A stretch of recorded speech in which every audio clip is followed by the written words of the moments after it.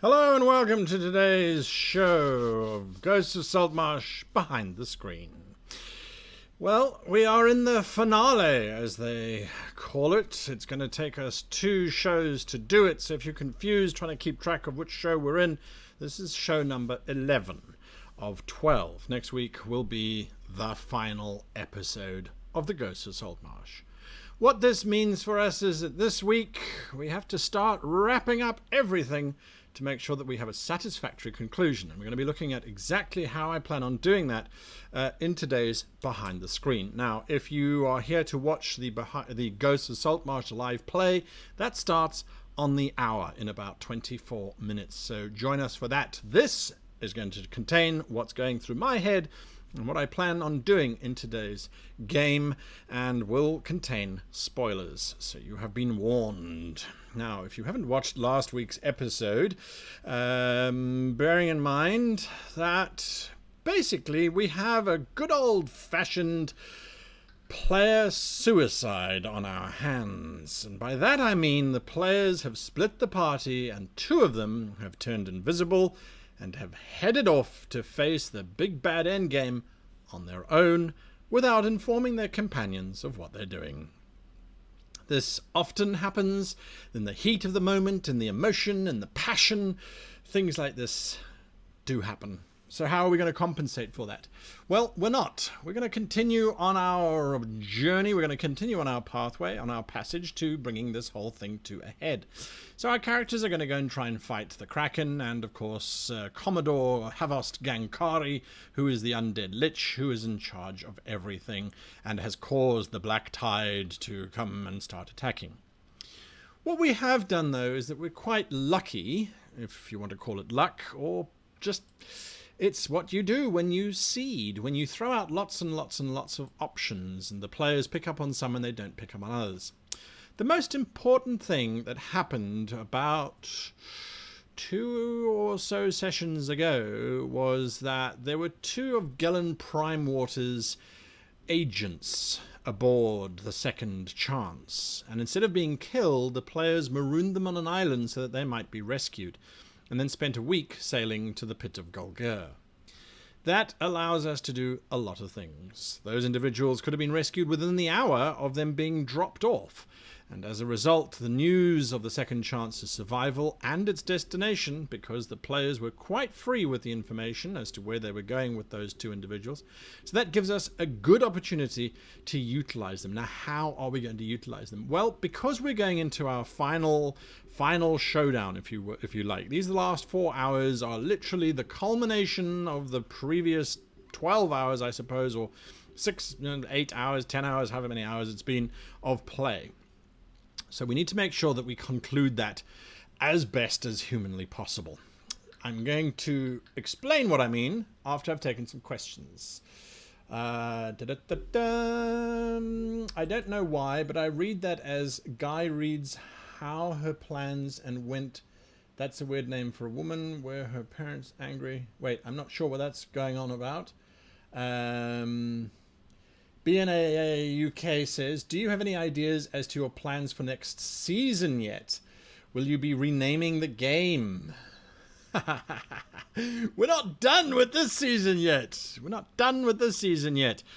All will be revealed next week. All I can say is we have a second season, and that second season will be beginning soon.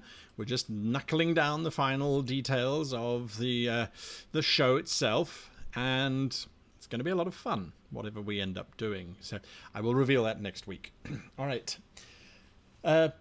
Now, yes, so please, if you are going to ask questions, put them with the word question up front so that I can see them and answer them straight away. Okay, when we're doing a conclusion, we look for the 5 C's. Now, the 5 C's is not in reference to Ghosts of Saltmarsh. It is in reference to coolness, chaos and calm, count as 1, contingency, catastrophic consequences, and climax. So those C's, those 5 C's, we need to make sure are there. And the reason for that is we want to have a great conclusion. We want something that our players are going to sit back and go, that was absolutely amazing. That was absolutely mind-blowing. And how do we do that? Well, we make sure that we fulfill these 5 C's. So we've got coolness factor. We need to make sure that the environment, that the entire setting is cool. And now, we've pretty much had that since the beginning. The players are going off to go and fight a Kraken and its Lich Master in the middle of the ocean above the Pit of Golgur. It doesn't get much more dramatic than that. So when I was making the Kraken map, or at least when I was sending the details off to Dungeon Fog, who have very kindly made the map for us, when I was doing that, I needed to make sure that it wasn't just run up the side of a Kraken and then fight the Lich. That's not cool. That's very, very, very boring.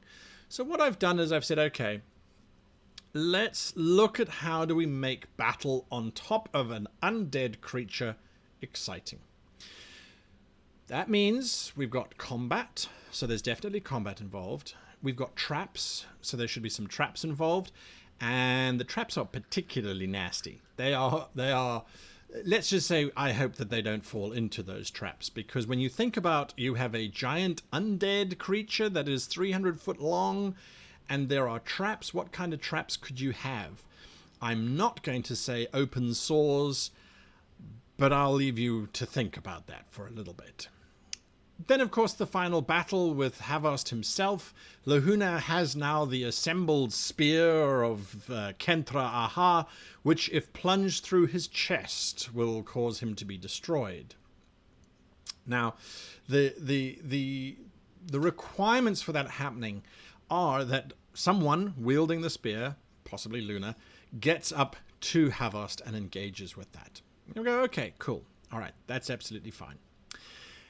Chaos and Calm. Chaos and Calm talks to the fact that there needs to be a lot of things happening at once and a calm moment. That calm moment, I believe, will be the battle with Gankari, where Lehuna is facing off, showing us what a mighty paladin she might be. Jaggsy hopefully will be involved in that. But I'm very cognizant of the fact that at the moment we have a split party where part of that party is invisible. And that's Flick and Lehuna. So I need a way in order to figure out how Flick and Lehuna can get to the Kraken, because that's their goal, and how the rest of the party can get there as well, but make sure that the timing seems right. So that means I need to call on some old friends that we seeded long ago in order to slow down Lehuna and Flick from getting to Gankari. And who better than to make a cameo from one of the very first victims of the Ghosts of Saltmarsh. So there will be undead that the crew and that Lehuna, and specifically that Flick, recognize aboard the Kraken. They will be slowing them down. That's my purpose there. Now, we also need to have, in the chaos, we need to bring together all of our storylines. We need to wrap it up, as they say. So let's look at the open storylines. Salt has a massive open storyline with Gelen Primewater. It is left hanging in the air. We need to resolve it. That's easy enough done for what I have planned. I'm going to have Gelen Primewater arrive on his ship, the Primewater, and he will accost Salt directly. Again, remember those 2 sailors who were marooned on that island? They went back to Gelen and told him exactly what was going on. At the same time, that's the one storyline that needs to conclude. So we're going to wrap that one up. I also have a very small storyline with Indigo and Scarron, I should say. Scarron Wavechaser, who threatened to murder poor old Indigo long ago. I could put him on the same ship as Primewater, and at the moment I'm doing that, but I'll read the scene and see if that actually needs to come through. That wraps up those 2. Jaggsy doesn't necessarily have a long-running story that's been going through. His character backstory with his Nan, we never really got to explore it too much because there wasn't enough time, sadly. So he doesn't have a huge amount to wrap up there. What he does, though, have is the capacity to influence and save any one of his crewmates. So I'm quite happy for him to be involved there as the warrior champion. Flick, of course, has got issues with everybody and everything. But principally, he has issues with the first captain of the Admiral's first-rate ship, the Dominance, if you recall. There were some issues there, but they weren't really fully developed. Snikt also, Snikt, Flick's first victim, is definitely going to make a comeback, because that will bring us full circle in terms of that open story about Flick causing him to die. And of course, Lahuna's story with her mother needs to wrap up, but that's not an antagonistic one. That's simply just concluding it. So we need all of that to come together, and I actually need the second chance, and I need the players' characters to actually stand a chance of engaging Harvest and not having to fight that giant Kraken. So I'm going to bring together the fleet, which originally I had planned to be assembled by the PCs. They never got that far, so I'm going to bring that fleet together, again using those 2 lost crewmen who survived on the island, as well as Lahuna's mother, who got news from the lizard folk a lot earlier. And already the lizard folk have been talking about an alliance with the merfolk. So there's lots of stuff that's been built in already that can establish all of this stuff. And that brings in the love interest for Indigo, which I think could be quite nice. So lots of things being brought together. Lots of things being brought together to make sure that this finale is as epic as possible. Now, there are some questions. Draco McDragon says, are the players still level 2? No, they're level 3. They are level 3. This is a failing of mine. And I admit it absolutely, openly and honestly. I should have had them level up after the Pit of Golgur encounter, but because they went straight out of Pit of Golgur into Lahuna's mother encounter and left that encounter at the same time, it doesn't feel right to me for them to level up. Also bearing in mind that even with using milestone leveling, we have only been playing for a couple hours in truth, 24 hours in total, which is not a long time if you are looking at a standard role-playing game of 4 hours or so. So I feel that they should have been at an extra level, but at the same time, whether they're level 3 or whether they're level 4, there's not a huge difference in terms of power. That yes, they get a stat or a feat, which could come in handy, but it's too late now. We are rolling in terms of this, but also I think players need to be given a little bit more warning than just, oh, you all level up quickly. There needs to be building and there needs to be some kind of plan there. So that is definitely on me. They should have leveled up, absolutely. All right. Any other questions? Saibai says, how do you plan for whether weird or random thing that you know your players are going to do? Well, Saibai, that's the whole thing. I absolutely did not anticipate Lahuna and Flick heading towards the Kraken. That was not on my plan. I had anticipated them all getting onto the ship, and that this episode would be spent working through the plans on how to attack the Kraken. The fact that they're just going headlong into it is absolutely fine. We will watch what happens. I've explained what I'm going to be doing in terms of bringing in as much support as I can to mitigate that entire circumstance, and hopefully that will allow the players to continue on their journey. Having said that, if they turn around and they now swim back to the ship for whatever reason, I can certainly just continue with my plans. If for whatever reason Salt decides to head back to Saltmarsh, well, I can intercept them with the fleet, which is now moving out under the request of the Admiral that is going to go and engage with this Kraken as well. So I have some options up my sleeve that I can use to try and steer them back towards the conclusion. The biggest difference, of course, here is that we are on the clock. We only have 12 episodes to wrap up. And I think it would be very, very, very frustrating if we didn't conclude the story in our 12 episodes. And so there is a big difference between how you would run a home game and how we run this kind of game. And I think a lot of people don't realize that, is that yes, we are running a game, and this is how I play in real life. I mean, when I'm sitting around a table, I have all my plans laid out exactly as I have been talking to you. The only thing is that usually there isn't this time pressure in terms of at the 12th episode, you are done.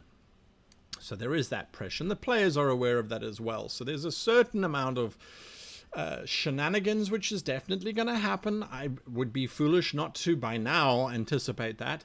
But yes, we will try and accommodate as best we can. How the heck will the players survive if Flick is on their side? Yes. How? How will they survive? Will the second season start at level 1 also, or at a higher level, says Vaniel 1000? I would imagine it's going to start at a higher level. I can't say more than that, but I suspect very, very sincerely it will start at a higher level. BNA UK says, it was Flick. How did it not occur to you that he charged towards the Kraken? Flick is not necessarily stupid. He is often curious, and the curiosity will definitely lead to things, without a doubt. Yes.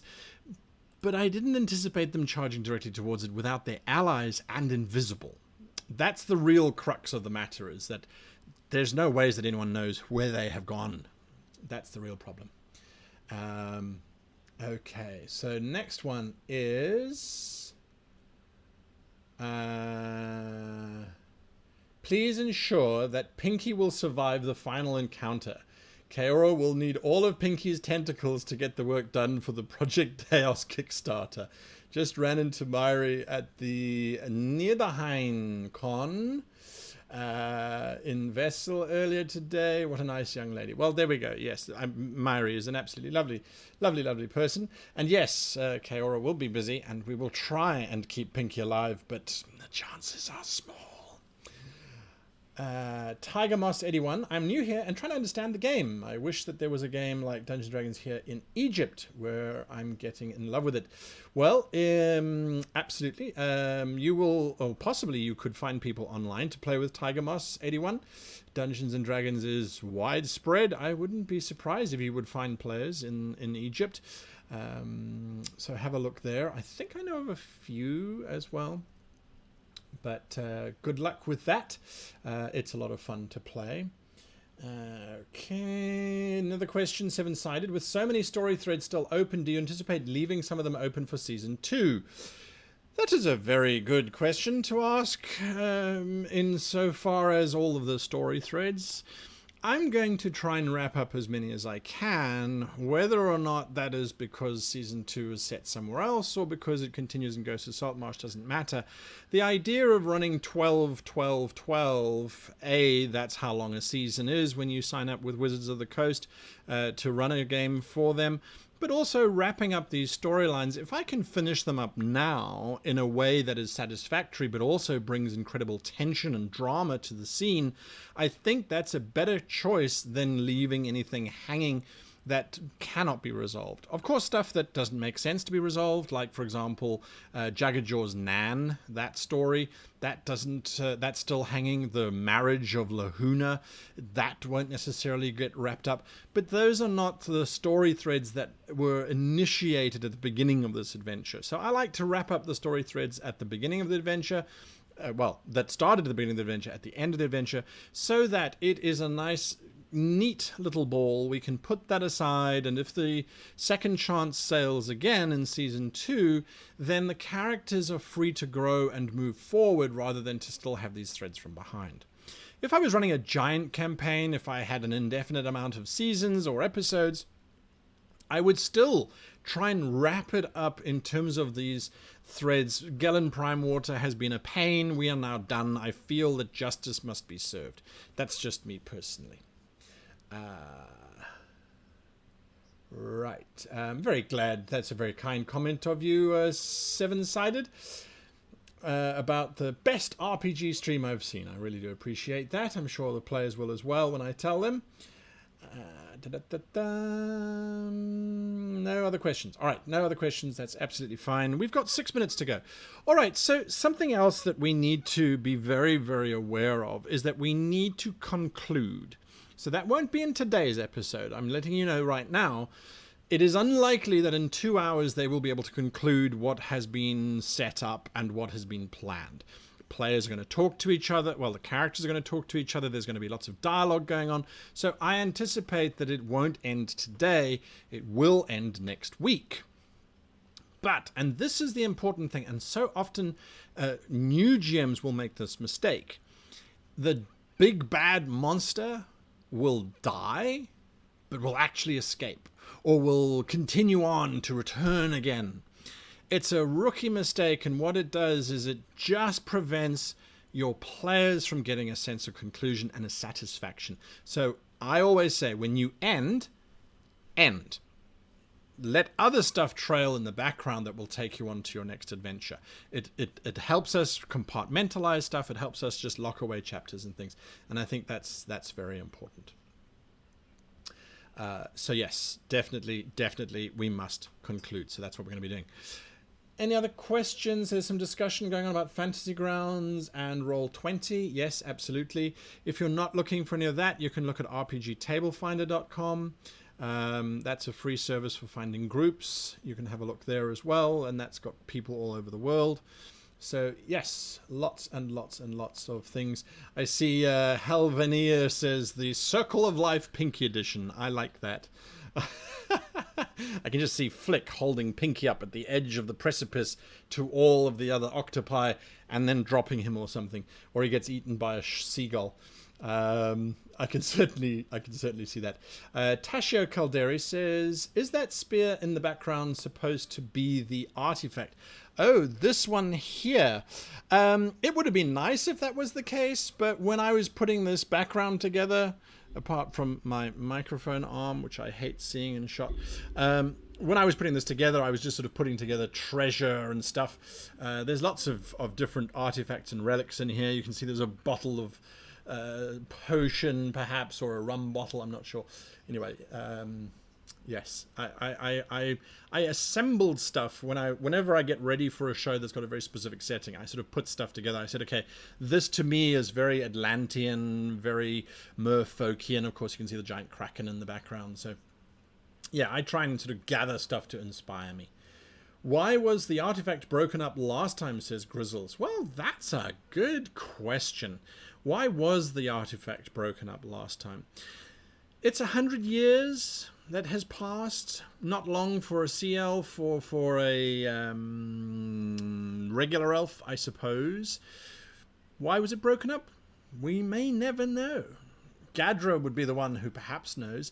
It could also be, and this often happens, is once the Black Tide was defeated, those who had helped forge the artifact in the first place split it up so that it forced all of the different kingdoms to unite again, to unite the artifact to defeat a common enemy. That's entirely possible, and that's the excuse I'm going with.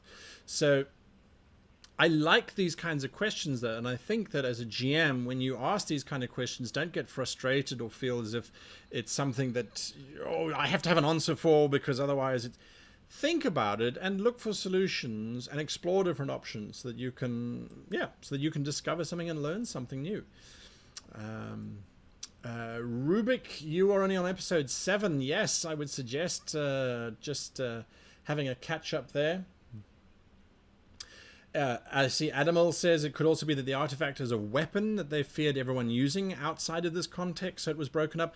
Again, a lovely alternative. Absolutely, absolutely valid. So, yes, I think so many different options, and absolutely none of them wrong. It's great. That's why I love this game. I absolutely adore this game for that very reason. Why can't the ancient artifact ever be a .44 Magnum, says White Tiger 225.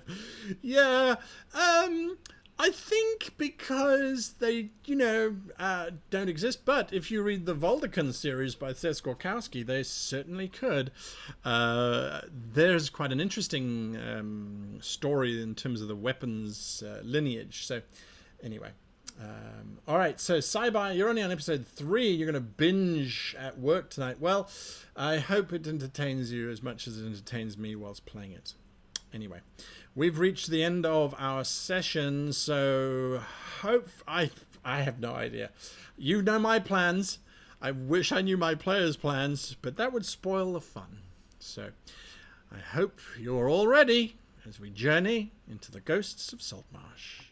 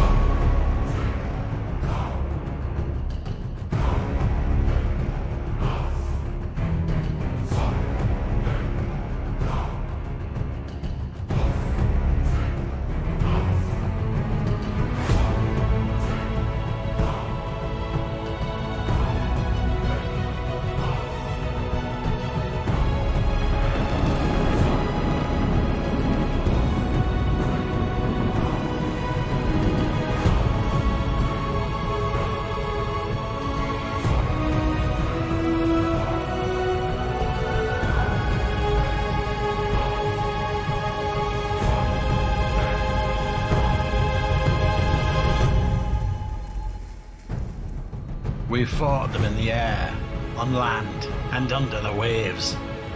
But it wasn't enough. Brave folk banded together, united in hope and allied in goal. But it wasn't enough.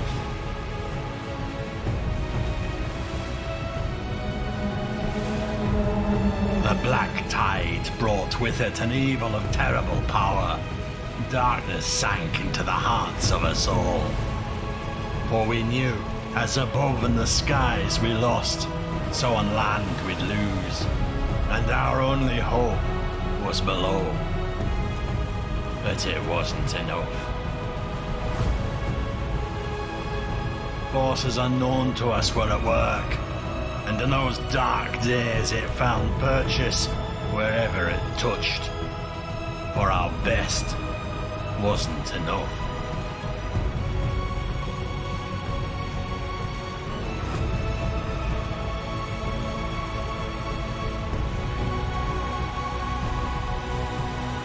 And yet, a single light burns in the dark night.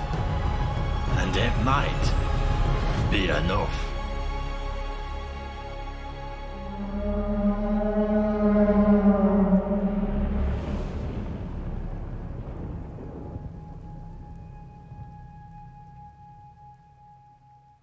Hello and welcome to today's show.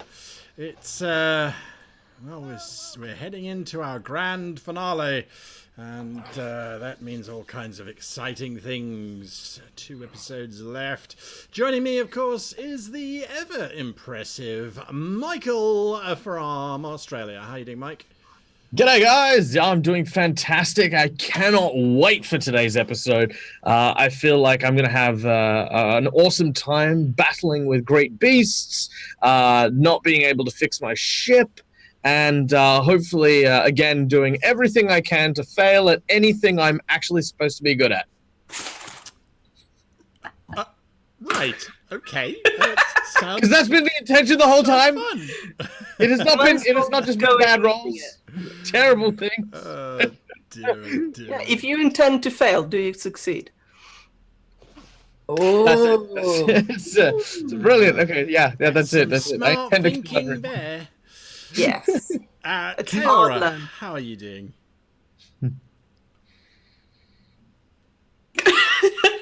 That well, hey? Okay, great. Good. Nice to get an update there. Captain Salt, are you prepared? Are the hatches battened? Are the decks swabbed? Are the I think- mizens spliced? I think me, Jenny the player, is more prepared than Victor is at this point, because Victor's still have no idea what's going on. No one's told him anything. So we'll see what happens. Hopefully, we'll work out something. I do want to say I'm getting a little bit of a cold, so if I have to blow my nose on stream, I apologize. I'll turn the sound off, I promise. But just I aim away apologize. from the camera too, because that could just be awkward. Yes, No, we're on green screen. It'll be fine. I'll try to like if I do this, you know what's going on. Myri, how are you? How is Germany? Actually pretty cold considering that we're supposed to have summer, but otherwise I'm absolutely fine and totally looking forward to this episode and hoping that we can turn the ship around, literally, and maybe not ram it into a Kraken again. I'd very much like to keep it in one piece for a little bit longer. That would be nice. One more session at least. How long can a ship take to sink? At least one session. Yes, And at least one session. finally, our ever stunning mermaid. How are you doing, Janet? We're all gonna die! Yay! I'm doing great. Weather here in England is rainy and horrible, so you know it's a British summer. Perfect. Yeah. Yeah, absolutely. So exciting things happening. I can't wait to know what's going to happen. I'm slightly worried, but it's fine. I've got a flick backpack. I'm invisible. What happened? I want to flick backpack. You do That was now so until you see cool. what Flick does, and then you probably won't. I'm assuming. He might be a perfectly nice piece of luggage. It's I don't. Best luggage. Hard to tell. We have to throw some love. We don't have to throw. I hate that sentence. We don't have to throw. We want to throw some love to our amazing sponsors, Dungeons and Dragons, for bringing us to you on their channel. Absolutely, thank you, Dungeons and Dragons. Awesome game, best RPG out there. Also, World Anvil, worldanvil.com. All of the character sheets can be found in the Heroes section, as well as the World section can be found there, where you can get some maps and all sorts of cool and wonderful stuff. Check them out. And Dungeon Fog. All the maps are made on Dungeon Fog. There is one map tonight that I cannot wait to show you, because it is very seldom that you get a map and you go, ooh. I mean, I get excited about maps. I do. I will geek out on maps, but there's some maps where you go, ooh.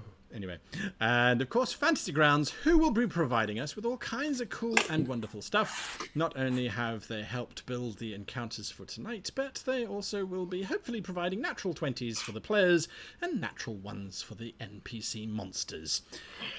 Or the other way around, either way. And of course, yeah, well, there we go.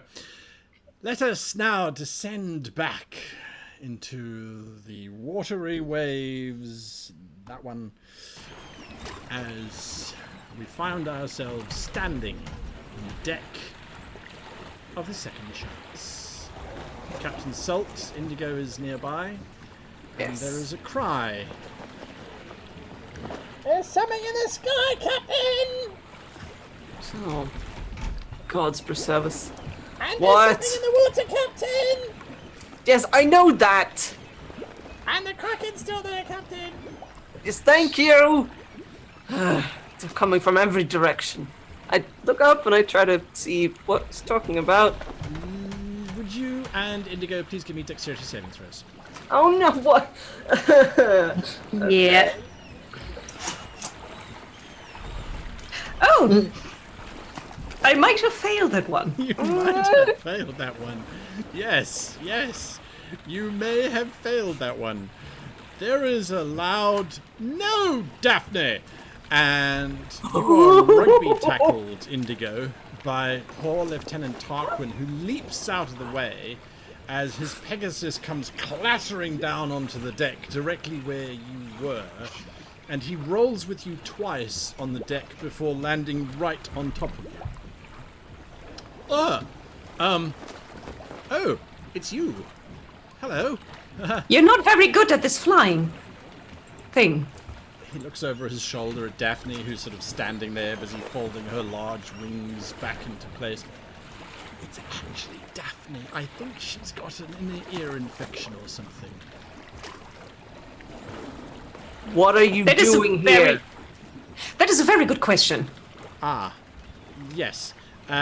Well, as a matter of fact, that is to say, I'm awfully sorry, he says as he tries to get off of you, Indigo.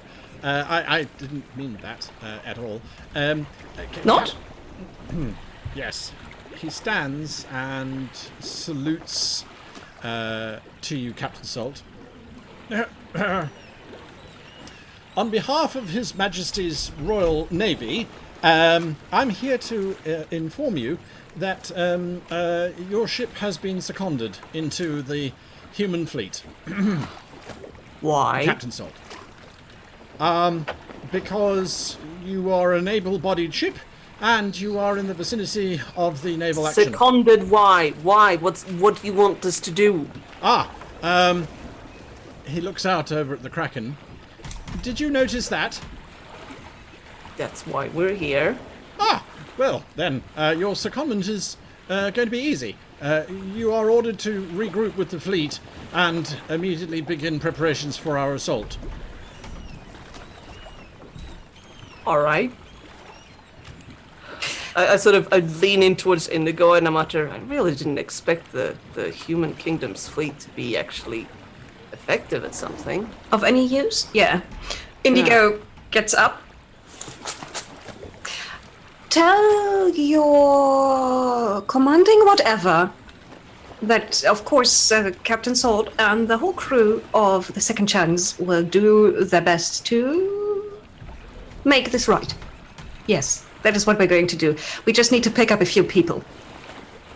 Right. We have a few people in the water.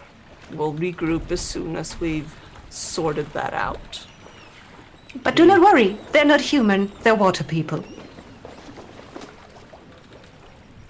You can see his brow not in confusion. Oh, I see. Yes. Right. Well, in that case, you should probably be aware as well that the fleet is doing a joint operation, and you should not fire upon any other ships that you might see, which traditionally you may have fired upon, as we are now in an alliance. With who? Exactly? Well, Her Majesty, the Grand High Scale of Quelt Ux, has sent several war galleys to join the fleet.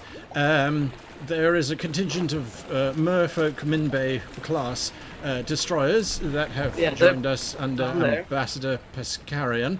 Also down there. Yes, and then there are, to be perfectly honest with you, there are... I need you to make a acrobatics check, please, Lahuna. Oh no! Lahuna or Indigo? Lahuna. Okay, sure. Okay, I'm about to just give Scene myself transitions. painfully.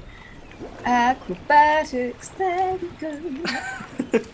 That's a good roll. There you go, dirty 20. You are swimming as fast as you can towards this large undead kraken, when suddenly you have to put all fins out and stop dead in the water, because this long, sinuousy construction of fins and weed and little paddles busy flapping wildly, and coral, and it looks like some wood, as it bursts past you and continues to burst past you with these little pods sort of hanging on with one another. As you are floating there, you can see out of the windows of these little pods, little blue faces all watching as they shoot past. One of them, right at the end of this long serpent-like thing, there's a little harpoon gun that rotates around with one of these blue creatures inside it looks like a bubble of sorts, and it's sitting on the guns, busy training them around wildly, trying to see if it can find you. It does not as it shoots past. It's your people! It's your... Look! They're so small and blue! Do I recognize any of the ships? Or any of the This is without pods? a doubt a current kite. It is a ship used traditionally by seabolds to navigate around the high seas. Which clan this is, you're not entirely sure. So it's not my family. They shot past too fast. Okay, sure. I'm just going like, yeah, oh. I don't know how useful they'll be.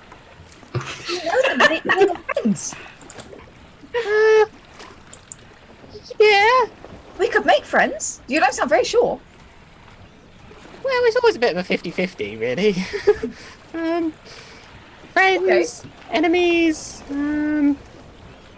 yeah, we could give it a go. All right, but I think this is great, because then Cracky is going to be like a little bit distracted with the big ship with the blue hangy things and the tentacles and the pods and the things and the other things and the other things everywhere. That I'm distracted. I think Cracky will be distracted too. So Cracky's going to be distracted, and then we can just swing around, and then stab. That's the plan.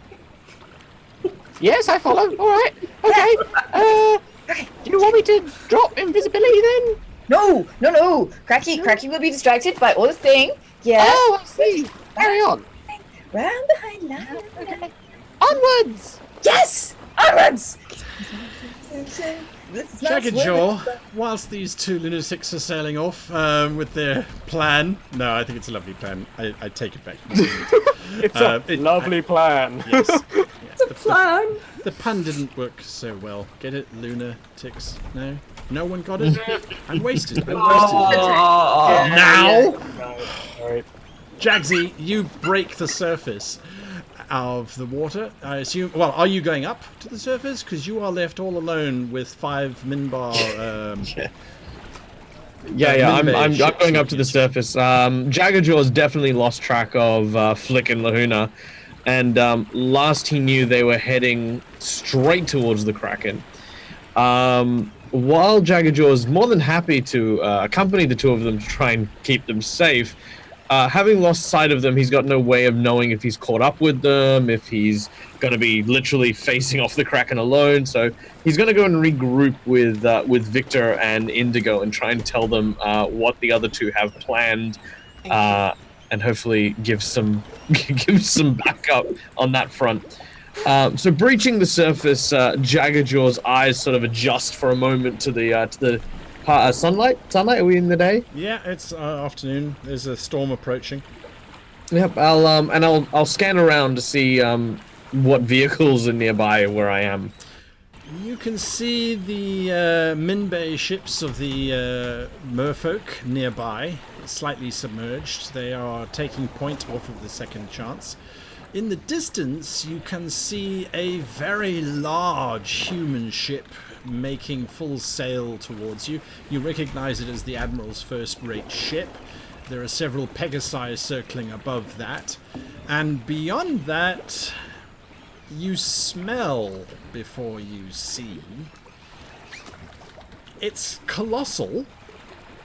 It looks like it's already sinking because it's listing heavily to one side, and it's definitely trailing out a vast quantity of junk. It's you haven't come across them often because usually when they enter into Sharkan territory they just get eaten. But this is without a doubt a goblin colony ship. Huh. Like a floating city kind of deal? Yes. All right. Well, Like this bodes floating well. This dumpster. Yes. Although they wouldn't call it a dumpster. Yeah, this can't be bad. This happens all the time, you know, people forging alliances with little tiny garbage people. I mean, yeah. Wouldn't be bad things happening here. That's what you see. And I'll start Deck. swimming towards the this second chance as quick as I can. All right, not a problem. You get up onto the second chance's deck, and Salt, the lieutenant, finishes his list of everybody who's involved. And the dwarves have sent 2 Thordane class ships. It's the last of the kind, actually, in the Azure Sea. So yes, I put up a hand into his face to wait, and then I sort of rush over and I give Jaggerjaw a great big hug. It's so good to see you, boy. You all right? You good? What happened down there? Well, I don't know where to begin. How about we start with, well, I believe that Luna and Flick are currently charging at the giant Kraken over there, which, you know, we clearly are mounting an army to fight against, armed with a pointy stick. Pointy. Why are they armed with our one thing that could hurt the Black Tide, right? That thing, yeah. Where do we need them back? For several reasons. I want them back, and I want the artifact back. Of course, I'd like to tell you I knew where they went. They were right next to me 1 second, and the next thing I knew, gone, vanished. Well, I'm going to show them where we are. And Indigo, I'm pretty sure they know where we are. But it was cast moonbeam.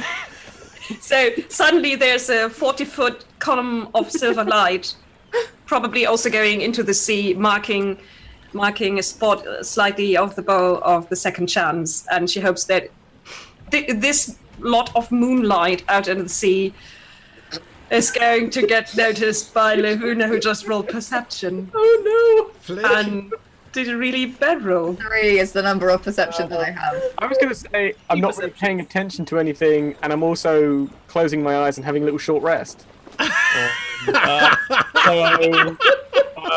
You can still Well, give me a roll. Give me a roll with disadvantage since you closed your eyes, but you never know. Dear Lord. Okay. It can't be worse. It's worse. Oh, Why did I say that? don't look, fake well, that, Blind. Smyrie. They You know what wouldn't happens. notice, sadly. Well, I don't think it's just about charging at the creature. Lehuna seemed to bump into someone that she knew that belonged to the merfolk, and it rattled her straight up. It Her was mother. her mother. Yeah. Yes. You've met her? No, we met her captain. Right, Look, right. we have a lot of ships that are planning to attack this thing. You saying Luna has a weapon that can hurt it? I'm saying that Lehuna's in the line of fire, but sure, that's what we can take away. That's what I'm asking you right now. I'm sorry to interrupt, but you say you have a weapon that can actually harm this undead. I was asking him that as you interrupted. Yeah, shut up! Yes, sorry, Captain. Sorry. Wait. Yes, sorry. Yeah, no, she has the weapon with her right now. As far as I can tell, they've gone invisible and trying to stab it. But yeah, she'll need help. She'll need to at least make sure that that this creature's tied up, dealing with the army. Yes. So You're saying distraction. what's your call, Captain? Are you suggesting that we throw thousands of lives at this creature just so Lehuna, who's probably rushing off with half a brain on something like a plan, might succeed? I'm saying these morons are about to launch themselves at the Kraken anyway. Right? That moron is my father, I'll have you know. Right? That doesn't speak well for you, young man. Victor, have you ever thought about putting leashes on your crew? Yes, many times. The point is that if they can be enough of a distraction at range, because we've seen what that thing does to any ship that comes even close. Your father has seen that as well. Sorry, Captain. I do apologize for interrupting, but I'd like to point out that Lehuna is very, very fast. Yes. We need to make a decision now. Yes, that's what I'm doing. Why do you people keep interrupting me? Look, tell your father and all the other ships to keep it engaged at range. Don't let it get any closer. Don't let it get close enough to rip things apart. I'm sure your dear old father knows exactly why. Keep moving out of its way, keep firing at it, keep it busy. Right.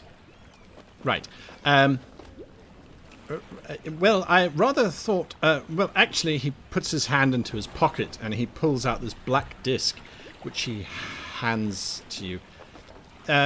You could possibly tell him that yourself, actually. What is this? Arcanogram. It will allow you to communicate with the fleet. I hand it to Indigo. Do I need to do something to activate it? It mainly mention the name of the person you're trying to communicate with. In this case, it would be Admiral Tarquin. Tarquin, yeah. Admiral Tarquin. There is a brief moment, and then this collection of little symbols lights up on the disc, and this little image of Admiral Tarquin appears in sort of magical blue light shimmering every now and again. This is Admiral Tarquin. This is Indigo Diomedea. I am the surgeon of the Second Chance, and I'm speaking for Victor Sword, Captain, Ostra Captain of the Second Chance. First of all, your son is well and with us. Second, yes. We met outside of the city hall, didn't we? I You think were so. that blue Yes, fella. you all look the same to me. Oh yes, definitely. Mostly. You kind of Victor, what was I about to say? Oh yes, stay away from the Kraken. That is what I was going to say. Let me talk to him. Yes. One thing, Victor and Admiral. One thing no one has mentioned so far, and that I think I should mention, is that all of this started in Saltmarsh. And I mean, it literally started in Saltmarsh. The dark magic. Yes. No, we know the statues and the dark magic. We know, Yes. but right now we have a more direct issue. Please, let me have that thing for a second. Thank you. Aye. Captain Salt. Yes. I assume my son has informed you as to the requirements of your vessel. Yes, he has. And I'm telling you that we're busy. I'm saying that one of my crew has a weapon that can hurt that thing, and she's currently on her way, whether I want her to or not, to take it out. And that what she could use right now is a distraction. Basically, I'm thinking we hit that thing with everything we've got, keep it busy, keep it pissed off at whatever isn't close to it, so that she has a chance.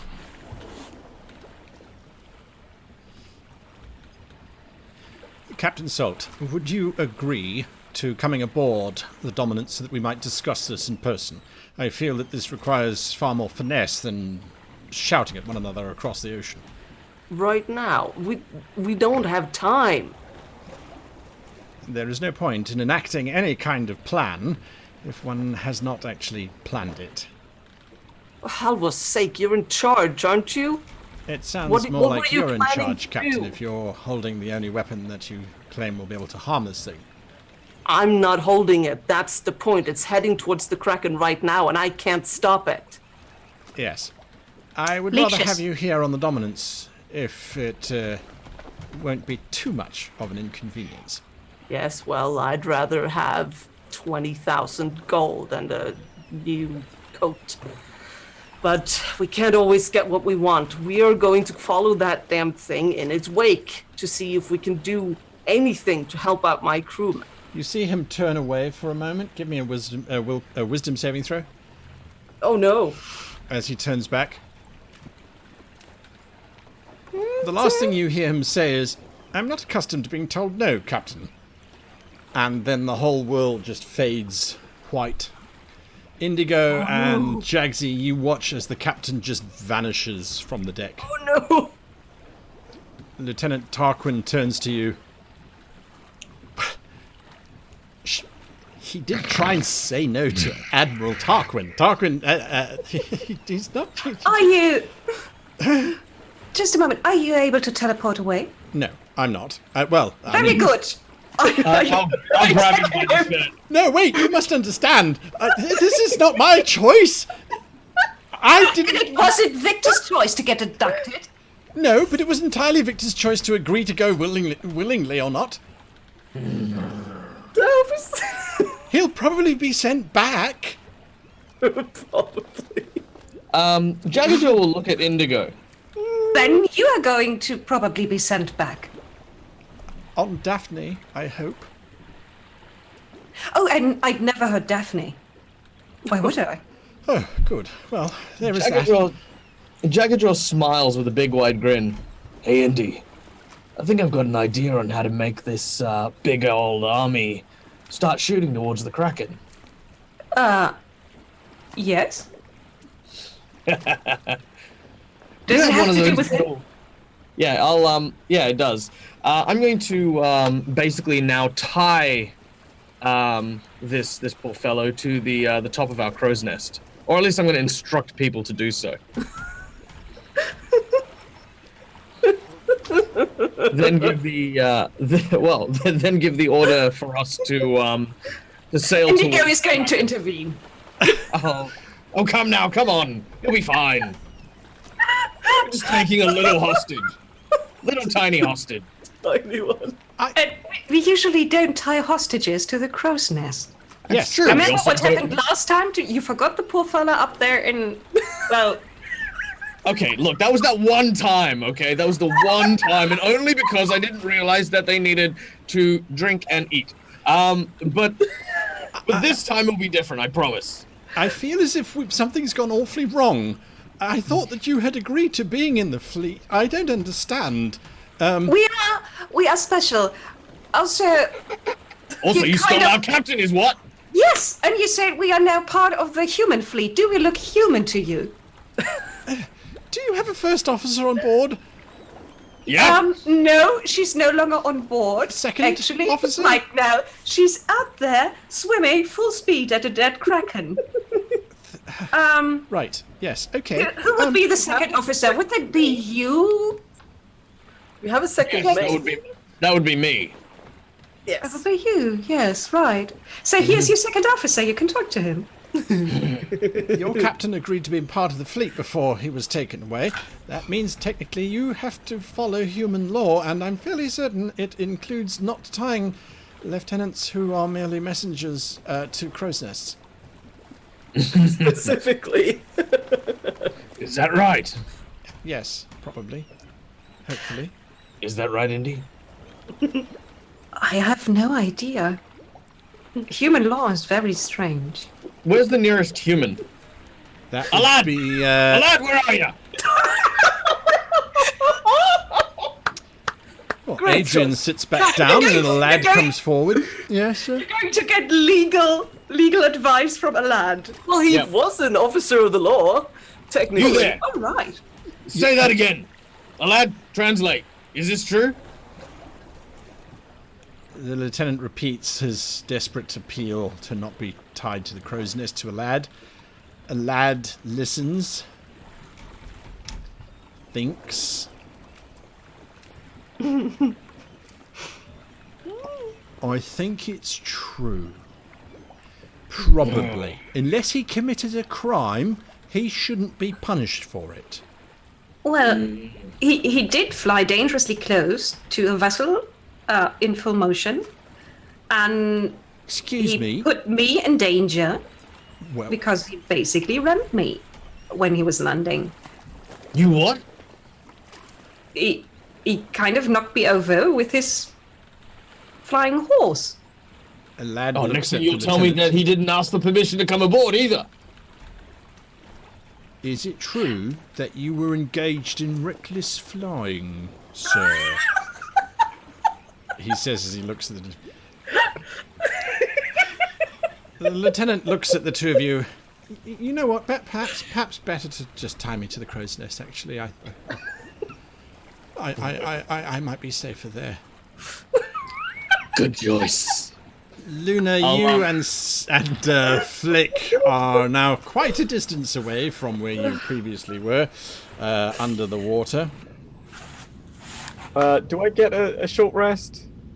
Short rest takes an hour. Are you swimming for an hour? No. Yeah, it's going to take you about half an hour before you start arriving at water which doesn't look safe. It's got a murky, grey look to it, almost oily. Luna, what exactly is the plan? So do you remember I told you before, right? Yes, The big ship is going to be like splash, splash, splash, and then Cracky's going to be like, "Ooh, I want to play with that," and then we're going to sneak behind, na na na, and then with the aha stick, we're going to go stab, stab, stab, stab, stab, and Mr. Squidgy. Yes, but yeah, but don't we need to stab the guy on top? Yeah.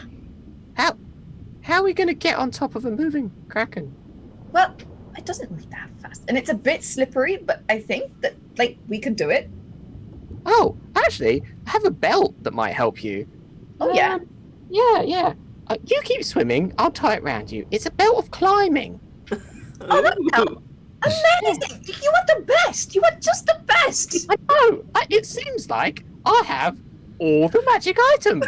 Yes, how did that happen? That's amazing. Oh, but I have something for you. Because I think I'm going to die today. Well, yeah, we're probably going to die, yeah. Well, Gedra said we would. So Oh, okay. he had a big fizz moustache and he looked very serious. Yeah, So I believe him. So that's okay. I'm going to heaven, so it's fine. I have this. Thank you. What is Luna it? holds out a large crystal lobster. I found it in the house and I was going to give it to you for your birthday, but now I think I'm going to die, so I won't be around for your birthday. So you should have it. But just because I'm going to die, it doesn't mean that you have to die. And when I asked Gedra, he said that you did not have to die. It was only me. And that's Make okay. perception checks, please. Oh, no. Wow! Blinded by the light of the crystal, I see nothing. No. Moonbeam strikes her in the face. Whilst you are looking at this crystal lobster that Luna is holding up to you, Flake, you realize that there are about 25 giant undead sharks directly behind you. And then you realize, no, it's the facets of the crystal. Ha ha! It's only one giant undead shark behind you. What a relief. Shiny it is. See, it's like a pretty lobster and it's so shiny, and then you can have it, and then you like shiny things, so it's perfect. Roll initiative, please. Yeah. No. Doom, doom, doom, doo, doo, doo, doo, doo, doo. Actually, I think the words you're looking for. Doo-doo. Yep, absolutely. This thing snaps at you, Flick and Lahuna. It's just trying to bite you. It doesn't realize that you're two separate individuals, so it's going to try and bite you, Lahuna. How can it see us? Oh, you're invisible. That's right. It swims right past you. My apologies. It swims right past you. Whoa, where did that come from? Don't make any noise. It Keep seems going. to be circling in this general vicinity. Now that you realize that you are heading deeper and deeper into this black tide, you are seeing a lot more undead creatures slowly swim past. There's a large whale which you realize you swam through as bits of it drift around you. The water is getting definitely very murky. It smells like rotten corpse as you're heading in deeper and deeper. But Luna, you can start to feel already there is something that is causing the currents to behave erratically. It's as if you're swimming behind a pod of dolphins or near a larger whale. When they move, there's a current disturbance. Something inside the black tide is causing this to happen. Do I assume that we're under the water, right, Lahuna? Yeah, you are. Do I think it might be cracky? Whatever it is, it's big. Sounds like cracky. I'm not sure this was the best plan. You're telling me this now? I don't know. Gedra said take the stick and stab the man. Just keep swimming. Okay, just swim. Captain Salt, you suddenly appear on the deck of the first-rate ship, and you can see a rather elderly-looking woman bow as magic flares from her eyes and her fingertips, and she steps back, revealing Admiral Tarquin. He adjusts his jacket. Right, Captain, I'm sorry for bringing you here, but you're quite right. Time is of the essence. Now, you claim that one of your crewmen has a weapon that can defeat this undead monstrosity? Yes. Right. And that in order for them to do that, they need to what exactly? Get onto the thing and stab the lich that's riding it. How are they planning on doing that exactly? Last time I checked, it was a 300-foot-long undead kraken. You're asking me this as if I have any idea what that woman is doing. She went down under the water to get some kind of artifact or something, and then suddenly one of them comes back up and says, oh, they're heading towards the Kraken, they've got a weapon. And now then I have to deal with that, and I have to deal with the fact that she's probably going to die, and we might lose the only weapon we have against this thing.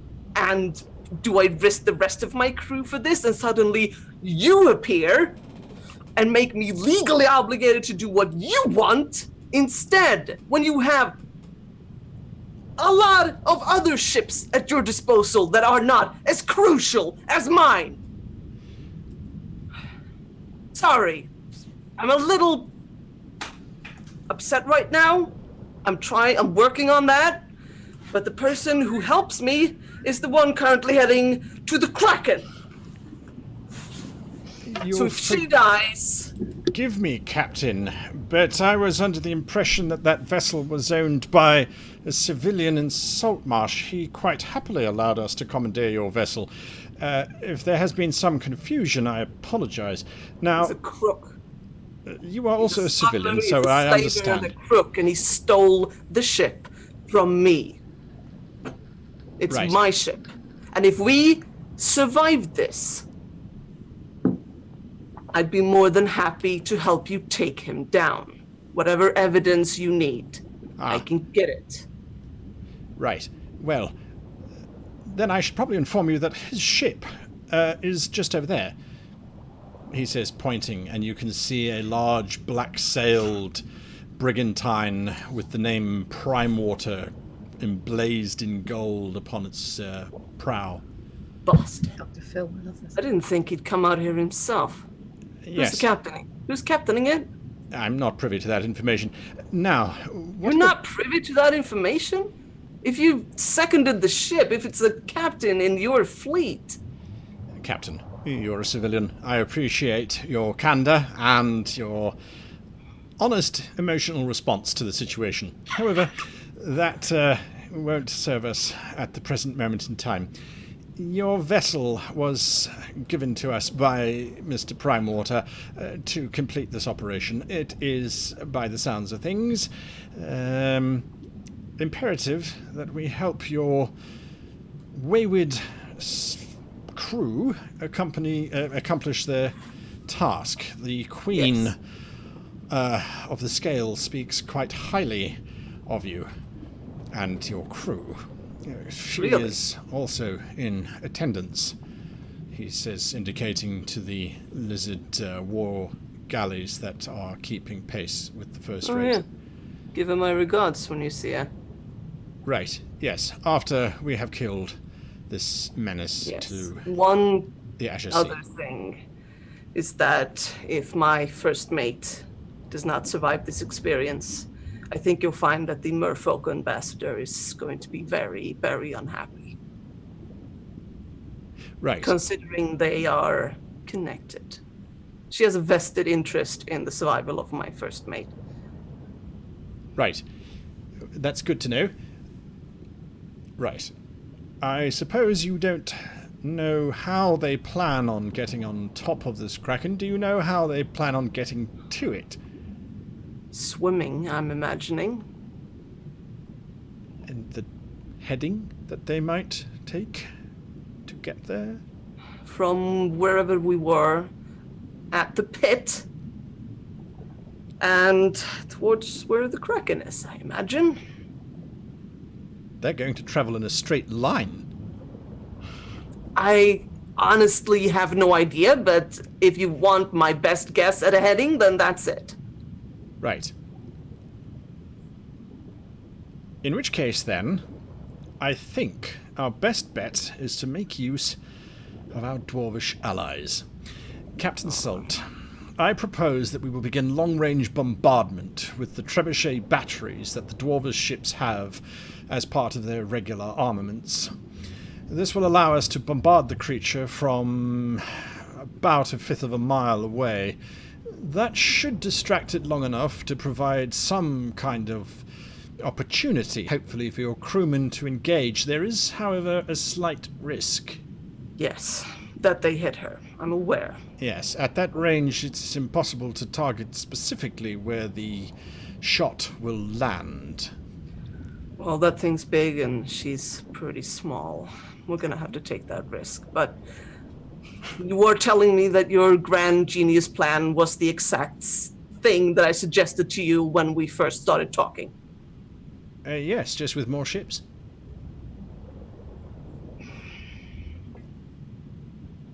You should Can understand, I go back Captain. to mine now?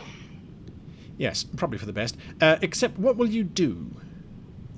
I'm going to keep as close to the damned thing as I can without attracting its attention, and I'm going to see what I can do about lending her help. And I have a feeling that the merfolk ships are going to be staying in our wake. Ambassador Pescarian has assured me that the Minbei will respond to whatever orders we deem fit.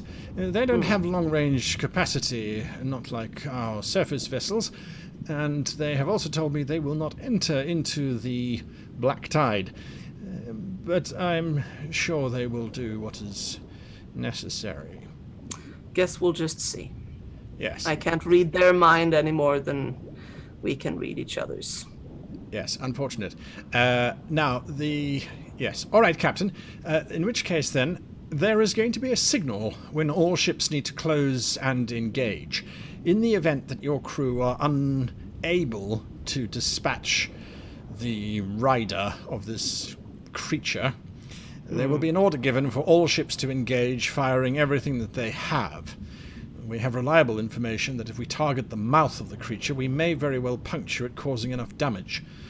In the event that we are unable to successfully puncture the creature's surface, our goblin allies assure us that the blaze will be seen from Saltmarsh to Kandar and from Kandar to Quelt Ux. They have a ability to set water on fire, apparently. This is the last recourse that we will take. Well, I'm glad to hear that.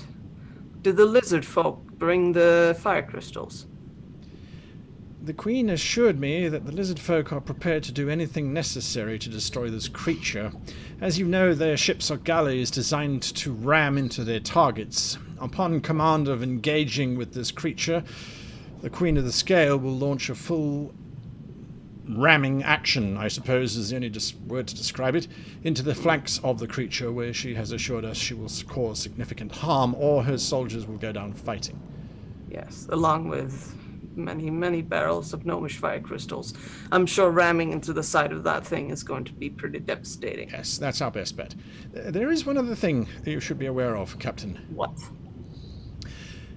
We will initiate this final battle within 3 hours.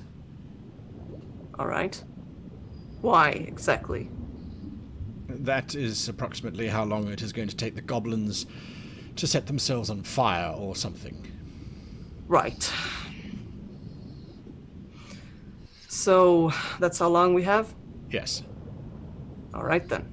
Then I better get back now, then. Right you are. He turns to the old woman, who winks at you. Dareth, if you would be so kind. Captain, I appreciate your honesty in this matter. Right. Well, we'll see who gets out of this alive. Daeth lifts up her hands and weaves this magic which wraps around you. Everything goes white, and suddenly you are back on the ship. Right before I get teleported off the ship, I make a point to spit a massive loogie onto the deck of the Admiral's ship. All right. That's what you do. And then I get teleported out of there. Indeed. Jaggsy and Indigo, you are on the ship watching as the crew bind poor Lieutenant Tarquin into the crow's nest. Or not, I don't know. What was the final outcome? Well, the final outcome is that, he is indeed being strapped to the mast, and the order is being given to start moving the second chance forward towards the Kraken. Indigo? Indigo lets Jaggsy do Jaggsy things and give orders. And she walks up to Daphne and uses her natural ability to cast Speak with Animals. Yep, absolutely. Daphne is currently standing watching this whole proceeding. Hello, beautiful. Is your name actually Daphne, or has the human given you a stupid name?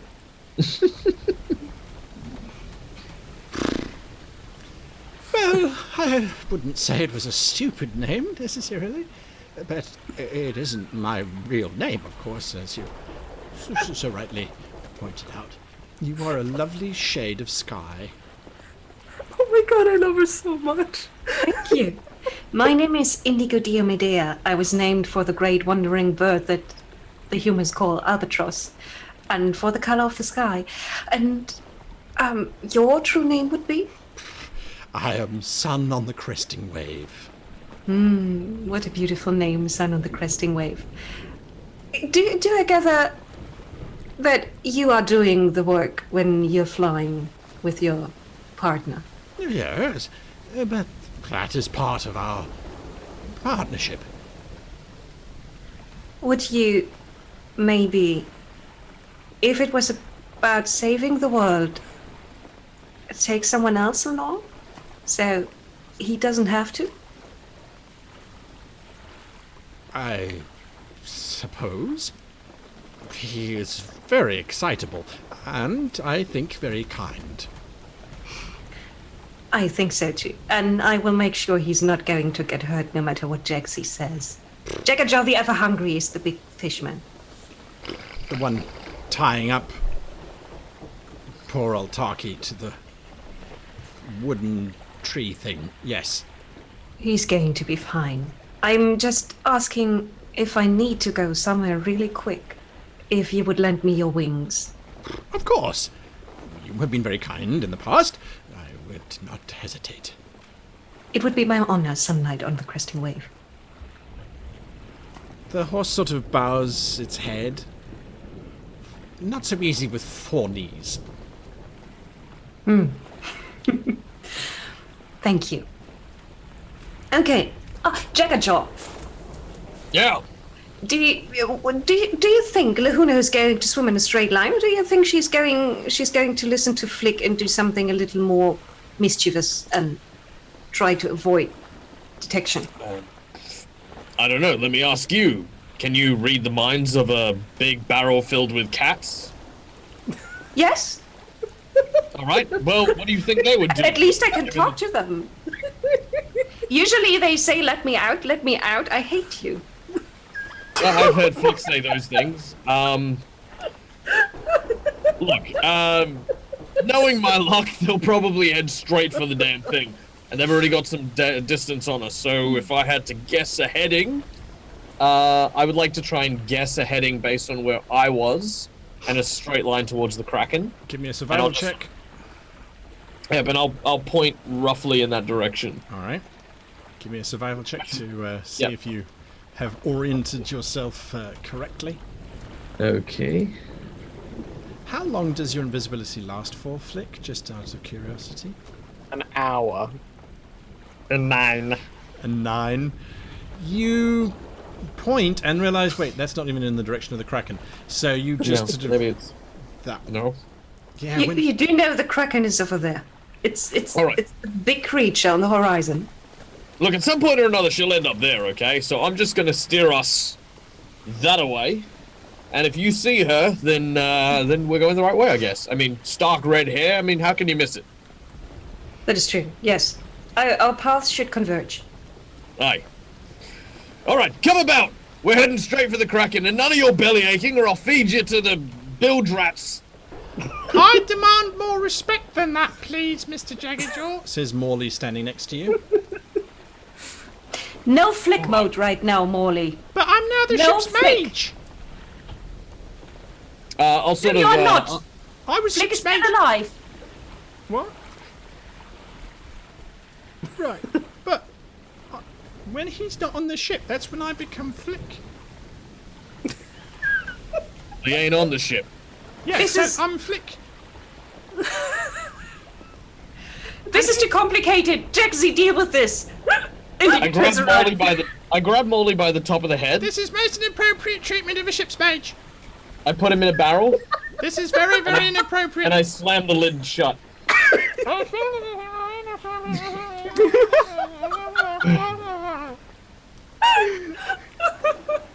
All right. He's so precious. Full ahead.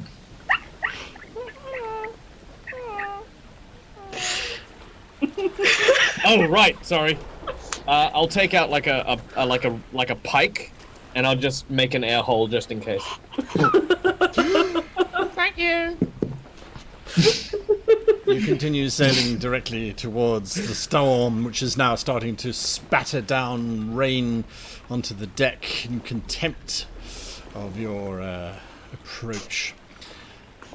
As we dip down below into the waters once again with Lahuna and Flick, you have got to the point now where you're starting to see a vague outline of several particularly massive, large tentacles slowly pulling forward this massive creature. You are about 200 feet away from it. It's more of a blackness against the darkness than anything else. The amount of undead swimming around it is getting to the point where it's difficult for you to move forward without having to duck out of the way for fear of actually bumping into some of these things. A lot of these are predatorial animals. There are dolphins, there are seals. Every now and again, an undead merfolk swims past, their rotting tail no longer shiny and bright as it once was. But that is where you are currently. You have about 15 minutes or so left of your magic. I have a question. Yes. Are the undead interacting with each other? No, they're just circling around this massive body, as if as it moves forward, their presence spreads forward with it. Does it... So none of them touch the Kraken itself? Not that you can see. No. Okay. Not from this distance anyway. 200 feet, it is just a vague black silhouette on this dark, dark water. And you are probably 60 foot below the surface, and yet it is as if it was night outside above. It's so dark down here. It's really gross down here. By the way, I can't keep up the invisibility for much longer, so swim faster. Let's get behind it, because then it can't see us. Yeah. I think if we're on it, we're not going to get eaten by sharks. Okay, but I don't know if we touch it, if it knows that we're there or not. No. It will think we've just bumped into something. I move close to a tentacle, give it an experimental poke. As you are busy whispering, there is this particularly large, very heavy-set looking merfolk whose head swivels around and looks directly at the two of you. It just has these empty eye sockets, and there's a crab that scurries around the one socket, busy feeding on the bits that are slowly rotting off of its corpse. Living crab or dead crab? Living crab. And the merfolk raises a very ancient trident and points directly at you, Luna. What are you doing? I'm running away! Which direction? Just away? Away direction that also leads me towards the back of the Kraken. Alright, give me an acrobatics check, please, as you try and zip away from this and not bump into everything that is around you. Yes. I will do that thing. Flick, you can give me a perception check, please. Dirty 20, nice. Lahuna bolting through, around, twisting over, under, and yep.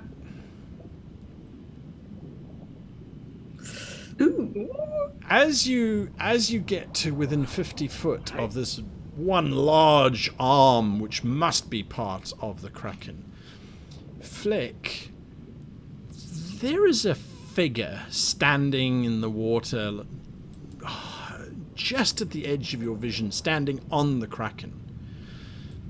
Under the water? Under the water. Okay. Because the Kraken obviously is submerged as well, right? So it's standing on the Kraken under the water. Oh, so there's no part of the Kraken above the water at the moment? Part of the Kraken is, but because it's so big, it spreads out into the water and submerges down quite far as well. Yeah, okay.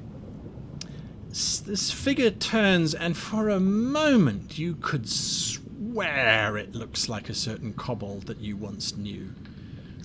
before it turns and starts heading higher up into the length of the Kraken. What? Oh, no.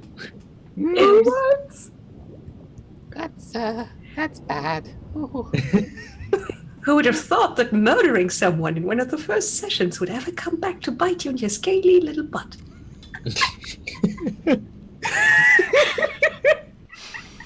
Flick doesn't say anything, but his inner monologue is, Oh dear. Oh, that's gonna be bad.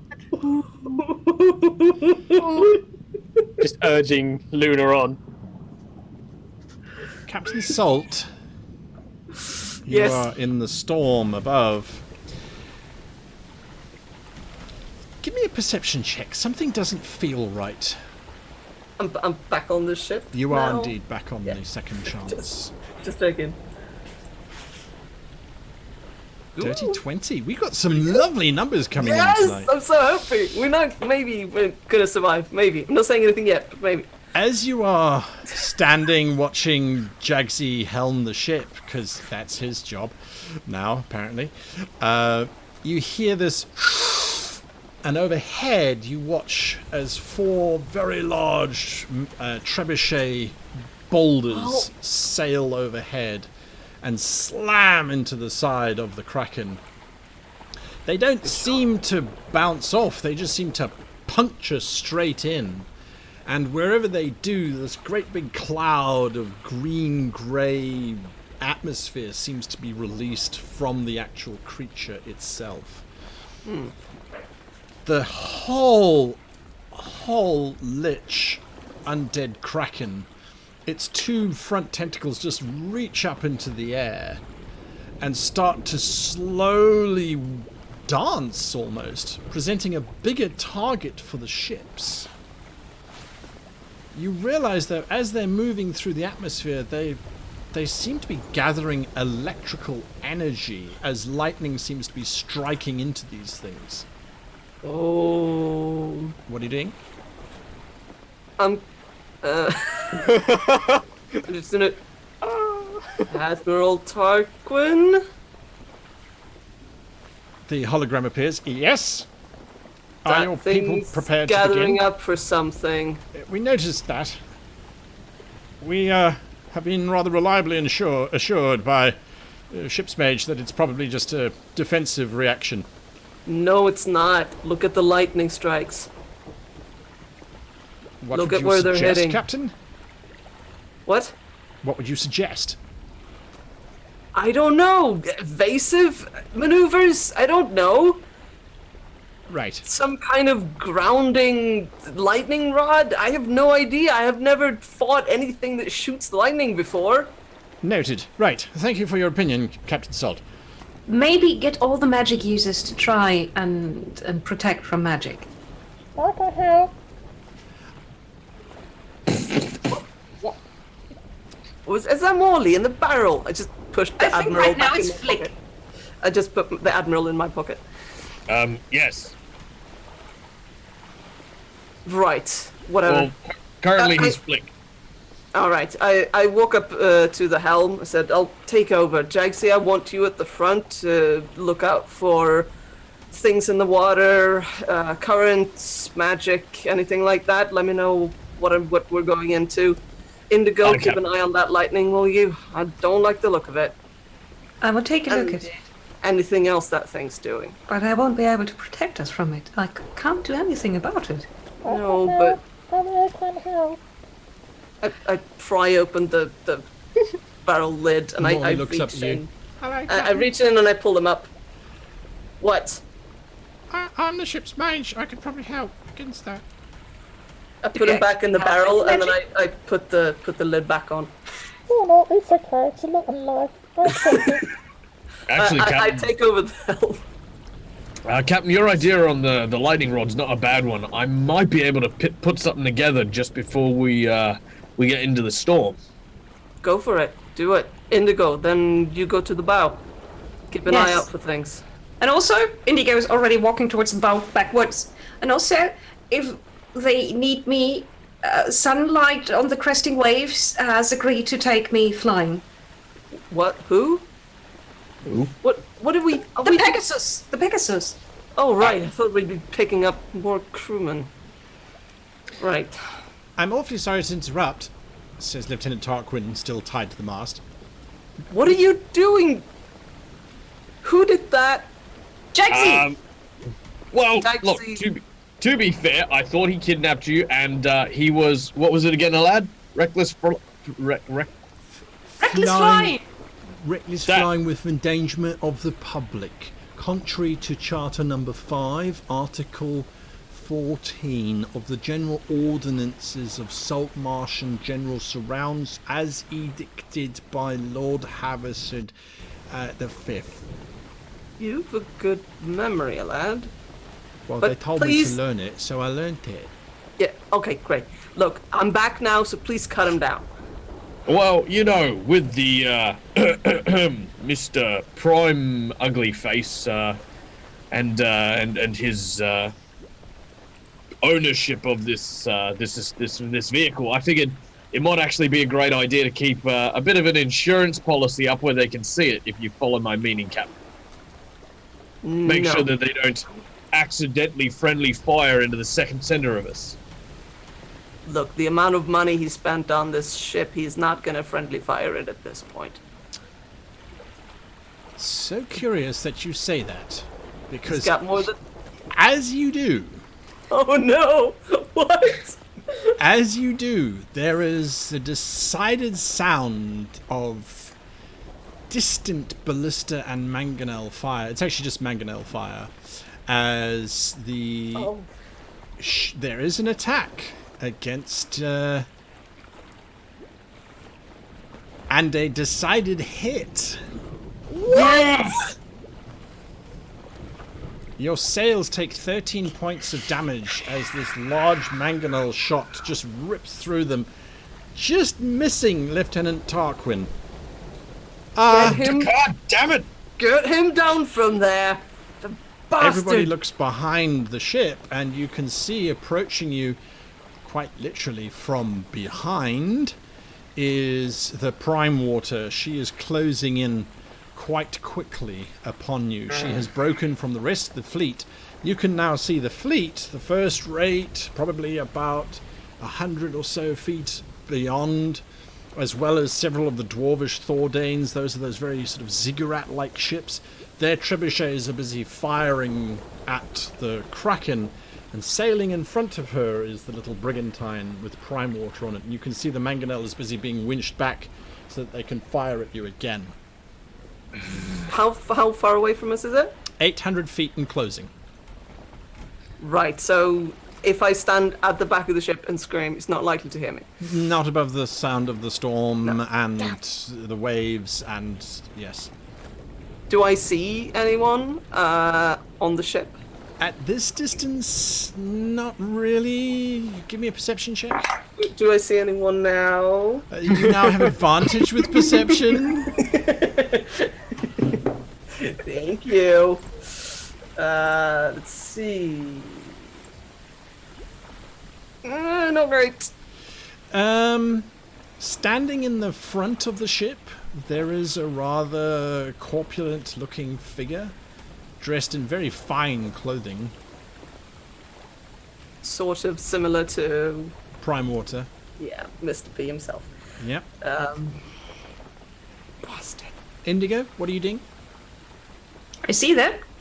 You do Okay. indeed. Yeah. Then I hurry back to Victor. Talk to him. How? The stone. What? Prime Water. For a moment, nothing happens. Then the disc lights up, and this arcanogram of Prime Water appears. Well, well, well. Really? Now is the time? You couldn't wait until after that thing's dead? Oh, no. Not for you, Salt. I gave you the benefit of the doubt the first time, when you were really dead. But then you came back. Only, then you died again in the caves. And the lizard folk apparently had slaughtered you to the man, taken you prisoner. Except that I discover Once again, you have simply run away, Victor.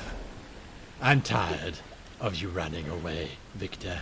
So like the stray dog that you are, it is time to put you down. You think you're very important, right, Mr. Primewater? Oh, can you hear me? He doesn't appear to react, only to those who are holding the disc. Oh, well. Can you tell him, Victor, that if he does not put the fate of the world above his petty anger, revenge plans, whatever, he will be eaten. Well, I my will make friend sure. here wants you to know that if you don't put the fate of the world above your petty revenge plan, you're going to be eaten. Oh no, Victor. It is not I who has to put my petty plans above the fate of the world. Just What? you. My petty plans? What are you talking about? We're going after that thing. Yes. Surrender yourself to me. Allow my crew to board my ship. I'll take just you, Victor. And let the rest Oh, of no. your crew save the world. Victor, tell him that she does not belong to him and never has. She loves you, Victor, and no one else.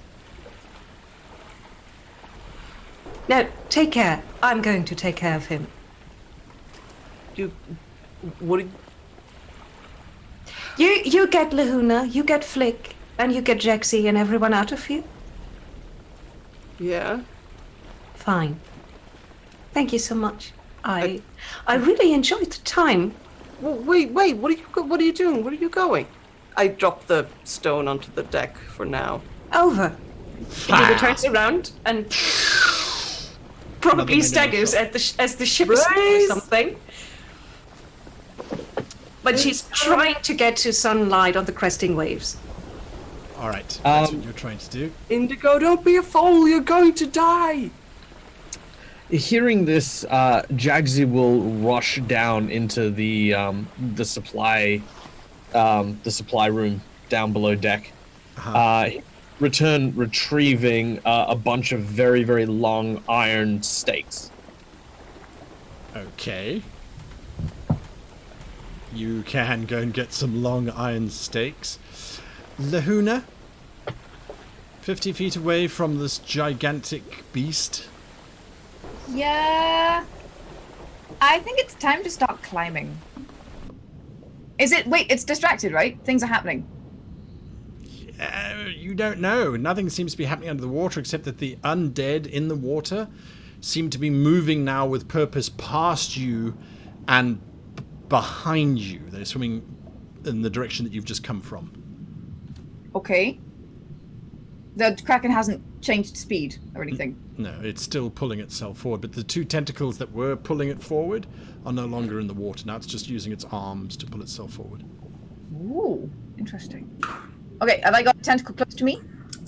50 feet away, if you want to carry on swimming towards it, you certainly can. Yep, I'm heading for tentacle. All right. You swim. Again, things are swimming past you. They're not paying any attention to you whatsoever. And you make it to the edge of this tentacle. You can see, as it's in the water, there's like a haze just over the surface of it, which you realize is almost dissolved, rotting flesh just hanging in this miasma around the base of the creature. Yeah. The biomass pyramid has got really intimate at this point.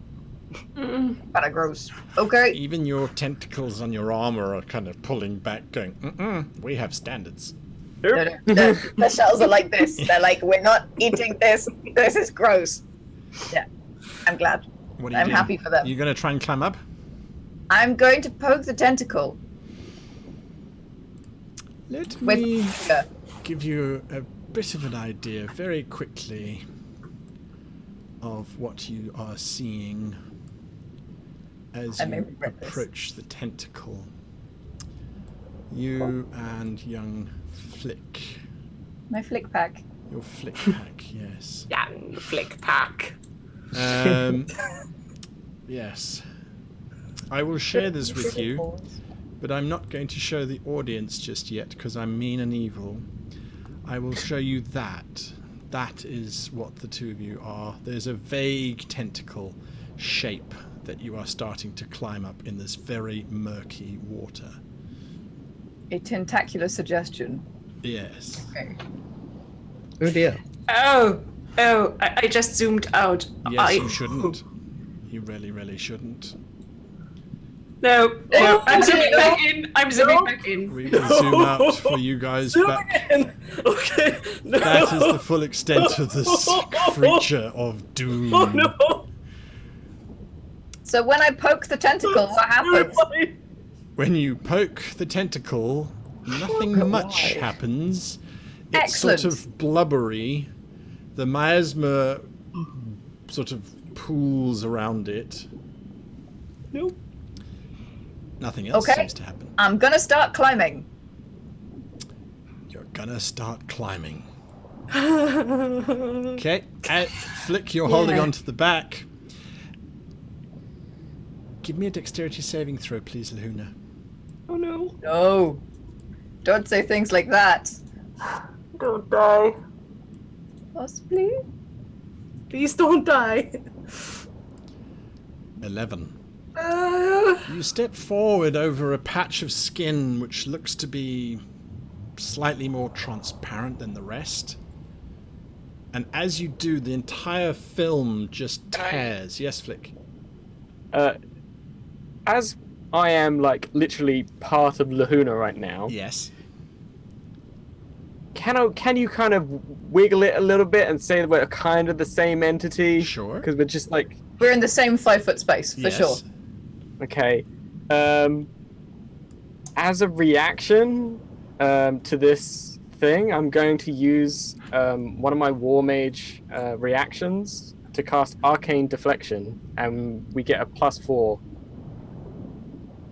to the Dex save. Right. So I'm Okay. basically going to use my magic to just push us up and over this tear. Lovely. You That- protect, I attack. I like it. That is exactly what happens. You just lurch over. The tear continues. You don't fall into it. You realize that this is an ancient abscess or a boil of some kind, but erupting out of it is just a whole bunch of undead.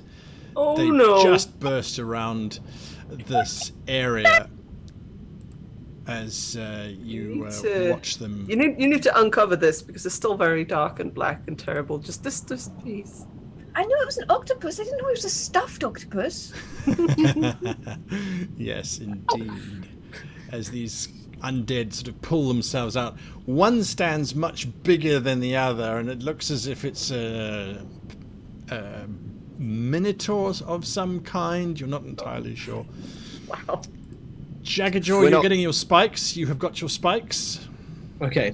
As I return to the top of the deck, I looked at Indigo and realized that she intends to go and confront Prime Water directly.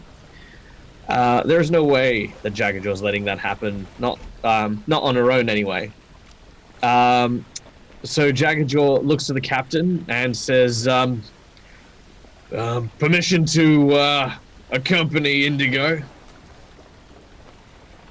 Go. And I sort of, Just don't die on me. I want the both of you back. This ship isn't right without you. you make sure that you get our other people back. Lahuna and Flick, they're in a lot of danger. And we won't be able to save them if we're busy dealing with Prime Water. But I know if anyone could do it, Captain, it'll be you. Good luck to you. Thank you. Till! You one-eyed bastard! I'm ready to fire! I'm ready to fire! He says he's sitting on the ballista. Just too far away for now, Captain. I look at Indigo and I look at the horse. I'll look at Indigo and I said, I don't think she's going to take the both of us, so I guess I'll... Oh, she doesn't have to. Oh, Put out your hand. I hold out my hand. Indico jumps and turns into a snake and ripples around like a bracelet around Jaggsy's arm. Never mind, Till. We get to that fan art. Never mind. All right. You want me to unload? We're not going to No, fire. keep it loaded, but you don't need to shoot me. All right. I suppose they're big bird horse. I'm going to get on you, and I'm not going to eat you. But don't throw me. Give me an animal handling check. Oh no! The deal was for a nice petite little blue elf. I got an 8. You wrestled Daphne to the ground last time the ship was going down. She remembers. I'll try to grab on. This is going really well. Yeah, the Pegasus looks at you and then notices the snake wrapped around your arm, and her great big soft white nostrils flare for just a moment, and then she seems to stand in expectation of you jumping up and riding on her. All right. I'll very gingerly sort of climb across. I'll strap the iron rods to my back. And then with both hands sort of grab her as I firmly think it's as important to point out that stealing a Pegasus of His Majesty's Royal Navy Shut up. is... Yes. The snake flicks her tail in something akin to a rude gesture. Jaggajaw is currently terrified. Up until this point, he didn't realize how frightened of heights he was. So he's kind of hanging on with like these wide shark eyes. Okay. Oh, this is a terrible idea. Okay. Yeah! I guess. Sun on the cresting wave launches up into the air, and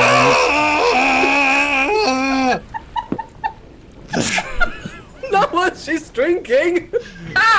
Timing. is a sinking feeling in your stomach as her massive wings just unfold and she pushes down, unused to this weight that's on her at the current moment in time, because you're a big shark. As she struggles to try and get altitude. The rain now seems to be getting heavier as you're moving through it. It starts to actually sting as it spatters about onto your hide. Back down below,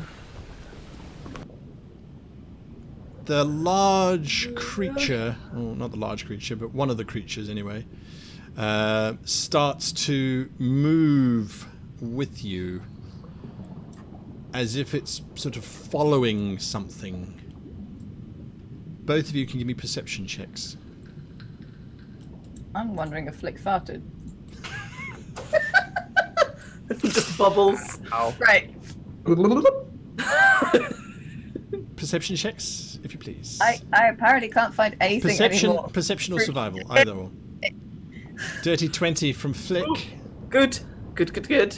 Ooh, Oh, I 18. saw something! very good. Because you are so close to the miasma that covers over the crackleage, you can see that you're creating a wake that's disturbing this stuff as you're heading up towards the breakwater, and that these things seem to be following that.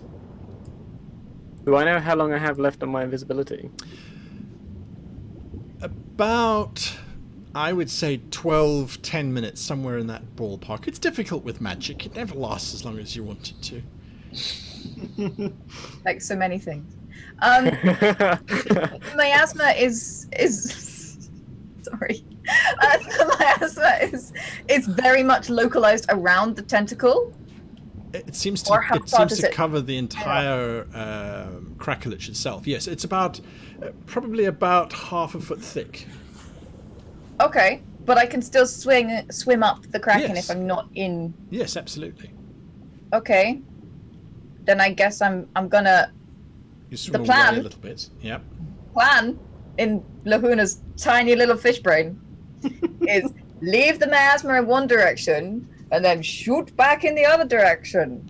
I'm trying to be cunning. Give me a You're gonna deception gnome it. check, you sneaky little merfolk. Trying to gnome it. Exactly. Yes. I have seen Victor tell me. I have tried to explain it to you 8 I have times. seen How to Victor know tell it. me. It's a great way to say he tried to tell me, and I just looked at him and smiled. Oh yeah, yes. What was your It's mad, deception? it's mad, get me out of here. Oh, was that your roll for deception? I didn't roll anything. Oh, please No, roll that a was- deception check. I shall. You have a certain sense of satisfaction as these undead continue to just walk in the direction of your wake trail, They're rather dumb. in the I love direction that. that you're currently heading. They're dumber than me. Yeah. Oh yeah. Finally. Yeah, they don't actually. Found life in the wild. It's dumber than me. You are about now 10 foot below the water surface. Okay. Cool. How? You can breach it in this round if you like. And I'm still invisible, Yes, except that I will drip. and have a tail. Yes. That's okay. The tail is the least of my problems. Kraken is one of the most of my problems right now. Yes. Do you breach the surface? No, there's no reason to. Actually, maybe we should take a look. Yeah, Let's take a look. Okay, let's see what's going on. Yeah, okay. All right. You swim up and breach the surface. The eyes. And you realize that you were on the side of its very large, bulbous head. And reaching up 15 feet above you is then the bow of a very broken, old human warship, which has been lashed to the creature's back with harpoons, spines, and cables. That's the cockpit. The what pit? That's where we ride it from. Oh, okay. I thought you said something else. I've always wanted to ride a Kraken. Since the first time I saw it, I was like, I bet it would be great to ride that thing. It's at that Yeah. point that you also see, not too far away, Snicked riding on the brow of this very large creature. Huh. Hey, don't be Definitely missing everything from below the rib cage to the ground. He doesn't have a tail, just bones, animated flesh. No, never seen him before in my life. I'm sure. Nope. Let's carry on up. Okay. Both of you roll 1d20, please. Do not roll a 1. No. I hate it when you say things like that. Flick's fine. I rolled off the thing, so I'll try again. I can't be trusted with these toys. The two of you watch as more trebuchet shot thump down. One of them slams into the front of this ship, causing bits of rotten, soggy wood to shower about everywhere. And as it does so, you catch a glimpse of someone standing on top of the ship, wearing this very tattered military uniform, not dissimilar to what the Admiral was wearing, Flick, when you bumped into him into town. That's Mr. Squidgy! That's what we need. Yes! Okay, let's go. So much Well, of we're the climbing. Are we whispering. swimming now, or are we climbing? Now you will be on land. Which way is Squidgy facing? Forwards, I guess. He is facing forwards. He's watching. We want to go behind Squidgy. Wait, who's Squidgy? I feel like we need more definition here. Mr. Squidgy, the man with the reins. Aha. Right. Commodore Havost. He's the Gankari. lich we need to kill, or the Right. undead. Okay, so Yeah. you're going to try and work your way around that. So you're going to try and go a little bit north on the map towards Yes. the middle of the Yeah. ship. I would like to go north towards Gotcha. in water because I'm way faster towards the back of the ship Yes. All right. and get up that way. We are still invisible though, so Yes, you are. But it is very dark. The storm above you, which is now raining down on you, is making it difficult to see, and there's this very strange shadowy effect. You realize it's the two massive tentacles reared up into the air, and they seem to be gathering lightning. Does not look good. Back to the second chance. What are your orders, Captain? Says Adrian Brightshield. Oh gosh, what was his name? I could try and shoot it. Says Till. Till, I've got a target for you. Oh yeah, ready to fire. Give the word. You see that big bastard on the bow, on the ship behind us? Aye. Do you think you can nail him from here? Nay, Captain, too far. Damn it. What Need about to get closer what by about about the 500 mangonel? feet, Captain, give or take. What about the mangonel? I don't fire the mangonel. I fire the ballista, Captain. I'm not a mangonel firer. That's not my job. Right, then whoever fires the mangonel, can you please fire the mangonel? Oh, I'll fail the mangonel straight at it, Captain. Says the little hairy ginger dwarf. He loads it up. Begging your pardon, Captain. To where What? do you want us to fire it? The man on the bow of the ship over there. If he's still on the bow of the ship, He blinks those big heavy red eyebrows up and down. now that he can see. Begging your pardon, Captain, but you want me to hit a man on a boat 800 feet away? Yes, I want you to try. Hey, that's about as best as you're gonna get. He runs over to the Try and ballista. try. That's all I'm asking. They crank it down. He sort of leans, he looks, he fires at Gallon Prime Water. We can try. Sorry, I misrolled that. You watch as the mangonel falls way short. Almost got him, Captain. We'll try again, don't you worry. Good, just keep doing that. And then I want to try actually also as well using the nomad action. Try to make it harder for Prime Water to hit us. You're going to try gnome it. Give I'm me gonna your try to check. gnome it. The crew follow your orders as you order the ship to come around. Well, to sort of to dodge and Yeah. weave, sort of fake it. Yes, and it's a deception. Correct. Roll. Give me your check.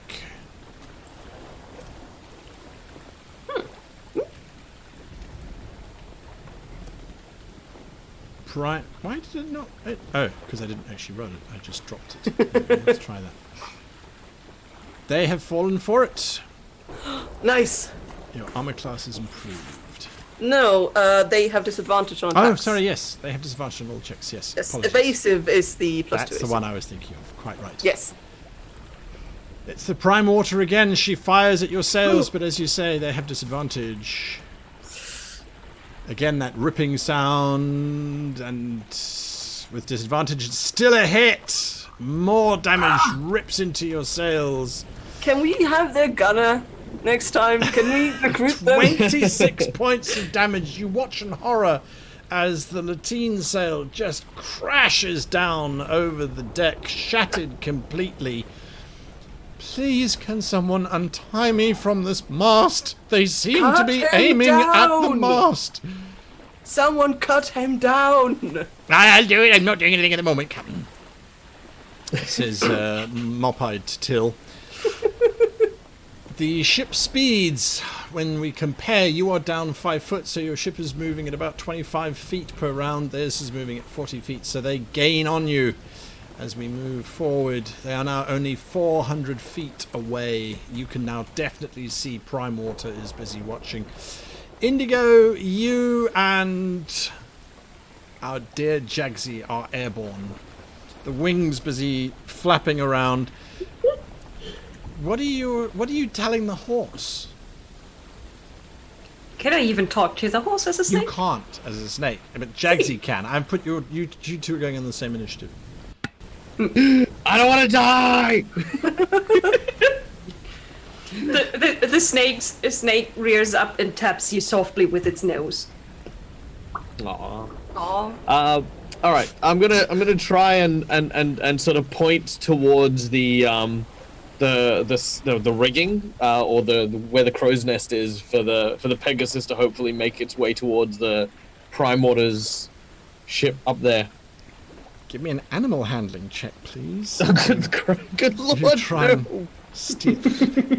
When operating vehicles such as Pegasi, it's advised that the operator has some experience in riding said.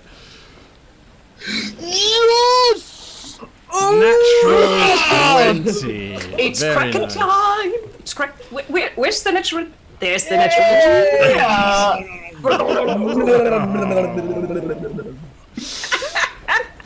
Like I said, I'm good at the things I'm apparently not supposed to be good at. So Yes, apparently, Sun on the Crescent Wave knows exactly what it is. yeah, that's true. I'm a ranger who's afraid of heights, riding a flying Pegasus, which apparently I'm awesome at. Apparently, you're awesome. Handle animals, eat them. That's true. I trick them. I open my mouth and just say, no. Okay, so yes, we're heading towards the crow's nest. Yes. Once we arrive, I will disembark, and then in an attempt to communicate with it, tell it to return to the second chance. Hang on a second. Wait, when Damn you it. say disembark, you imply that she's going to land nicely on the deck and that Prime Water and his lackeys are going to just let a Pegasus land. Oh no. Up near the crow's nest, where it is, I'm basically going to either hop or flop off into the. Aha! into Give the me an basket. acrobatics check rather than working out what happens later. Can I do an athletics? No, this is because you're trying to reach out and actually grab something first. Ah, dang it. Okay. Oh, it's not Like bad. a gazelle, you That's leap good. gracefully and land on the topsail of this ship near the crow's nest, and it's very easy to hold on. Although it's raining and there's wind and the ship is rocking from side to side, there's plenty of rope and plenty of rigging. You two are fine. Yes. The undead down on the Kraken Yeah. are now starting to very slowly make their way around. They seem to be sort of guarding that patch. One of them has broken the surface, though. The one formerly known as Chiral. Their head is just above the water as they're standing, sort of staring blankly at whatever it was that disrupted the territories in their area. Okay. I mean, we haven't been introduced, so I'm assuming we don't know his name is Chiral. No, not yet. No, that's cool. I'm hoping to escape that social encounter. I'm going towards the back of the boat still. I'm going to Still get to you then? now. I'm just going through the initiative tracker. Luna, yes, you are going towards the back. Yeah. You need to give me a perception check again, please. And you can Okay, as well, next one. Flick. So well past. We are no longer Luna and Flick. Oh, really? We are Flahuna. Fluhuna. Flahuna, you realize It's Kraken time. Flahuna, with a combined perception of 38, Nice. the two of you, although it's difficult to see on the map, the two of you suddenly realize that there is a gigantic pit directly in front of you. It's at least 20 foot long and 15 foot wide. Knowing the basic shape of giant undead krakens as the two of you do, it's probably a remnant of the living creature. This is probably an external jet that it would have siphoned water through to propel it through the oceans as it was hunting down giant whales and the like. If you were to fall into that, you would fall into the creature itself. You can either... Does Sky have a map for that? Which we've already discovered is full of people. It is full of undead and... So, To the ship. so much stuffing. It's like Octopus Ripieno. We don't want to do that. You can climb up the side of it, or you could swim out around that pit. Yeah. Go You're up. going to try and We're climb up invisible it? still. All right, Yeah, you the have voice is telling me to go up. you have the belt of climbing. You start to claw your way up. I need you to make me a Constitution saving throw, please, Lahuna, as in order to climb up it, you have to get very close to the surface of it. You can't, sadly, climb up at arm's length. I can do that. You Did grip you know bits of I am old flesh. I'm undiseasable, rather. You are undiseasable. I'm You are undiseasable. okay. Flick. You are being dragged up this thing, and bits of it are coming off in Lahuna's hand as she is climbing up. You realize that if this stuff comes into contact with you, it probably will be bad. But you see every now and again, a bit of the slime kind of falls onto Lahuna's face as she's pulling herself up. And there's this ever so faint glow of divine energy which just vaporizes it as it gets anywhere near her mouth. You don't think you have the same divine protection. I don't know, but I will very subtly cast shield if anything comes near me. Alright, so you're holding, if anything comes, it's shield and that's it. Alright. Yeah, I just basically cast a magical barrier around both me and Lahuna. Okay. So you're going to cast it now? No, I can use it as a reaction. Okay. Alright, if something comes towards you. Right, you are. Jaggajaw, you are standing on top of this deck. I must open up another map. But yes, you are on top of this deck. What are you doing? You're muted? So standing near the crow's nest, I'm going to raise my hand that has indigo wrapped around it. I'm going to look at the snake amidst the rain and the crashing waves, and say, "You reckon you can cover me?" Just whilst you are looking at Indigo, the snake, the ship is displayed below you in its full resplendent glory, and it has a crew of 20 who are all on board, all on deck, busy manning the mangonel and the ballistas, which are being prepared to fire, just so that you get an idea of what is happening on the deck below you. Oh, all right. I'll look at Indigo and repeat the same thing, but this time gesture and point towards the mangonels and weapons. The snake and coils I from will your give wrist. you a map now. Yes. Sits down, turns back into Indigo, and she says, I hold them back and you eat? Well, actually, I have a cunning plan. No, don't do that. I look at all my lightning rods and I sort of point at the mast and the big lightning storm around. Ooh. Oh, that's good. Oh. He's a smart shark. Captain had a Good. plan. I will distract them, try to eat prime water, and you will call down the lightning upon this ship. Sounds like a plan. Very good. I'll while she's attacking, I'll begin my work. Basically creating a lightning rod by inserting the rods pointed upwards at the crow's nest at the highest point.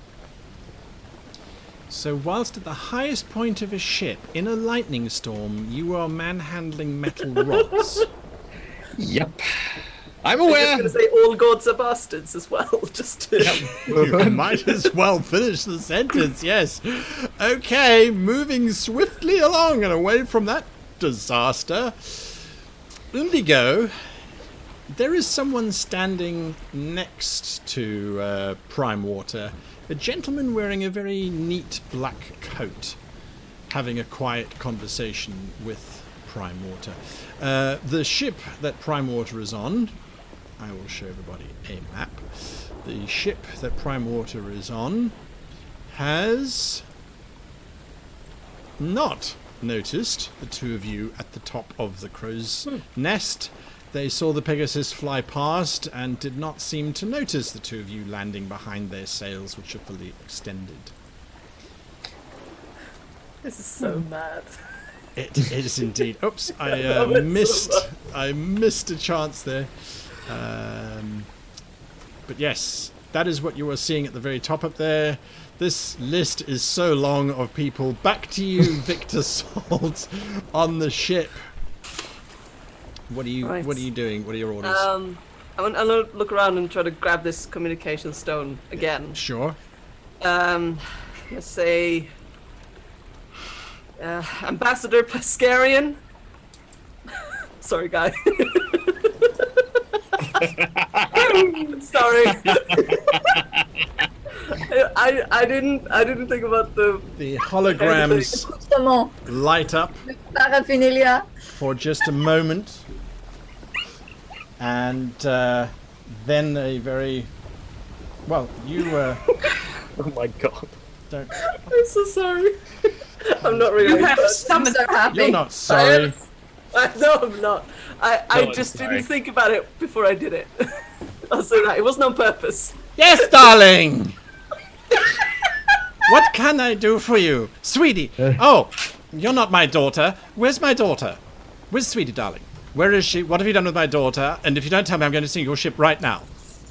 I know where she is, and I'm trying to help her. Good. But there's someone in the ship right behind mine who's trying to sink this one and murder all of us. And if he manages to do that, I'm not sure that you'll ever see your daughter again. She looks at you for just a second. I could appreciate the help. You want me to sink a human ship? It's firing at me. If they can have accidents, so can you, surely. And if I don't sink this human ship, then what happens to my daughter, Lahuna? Well, I won't be around to save her if something goes wrong, so...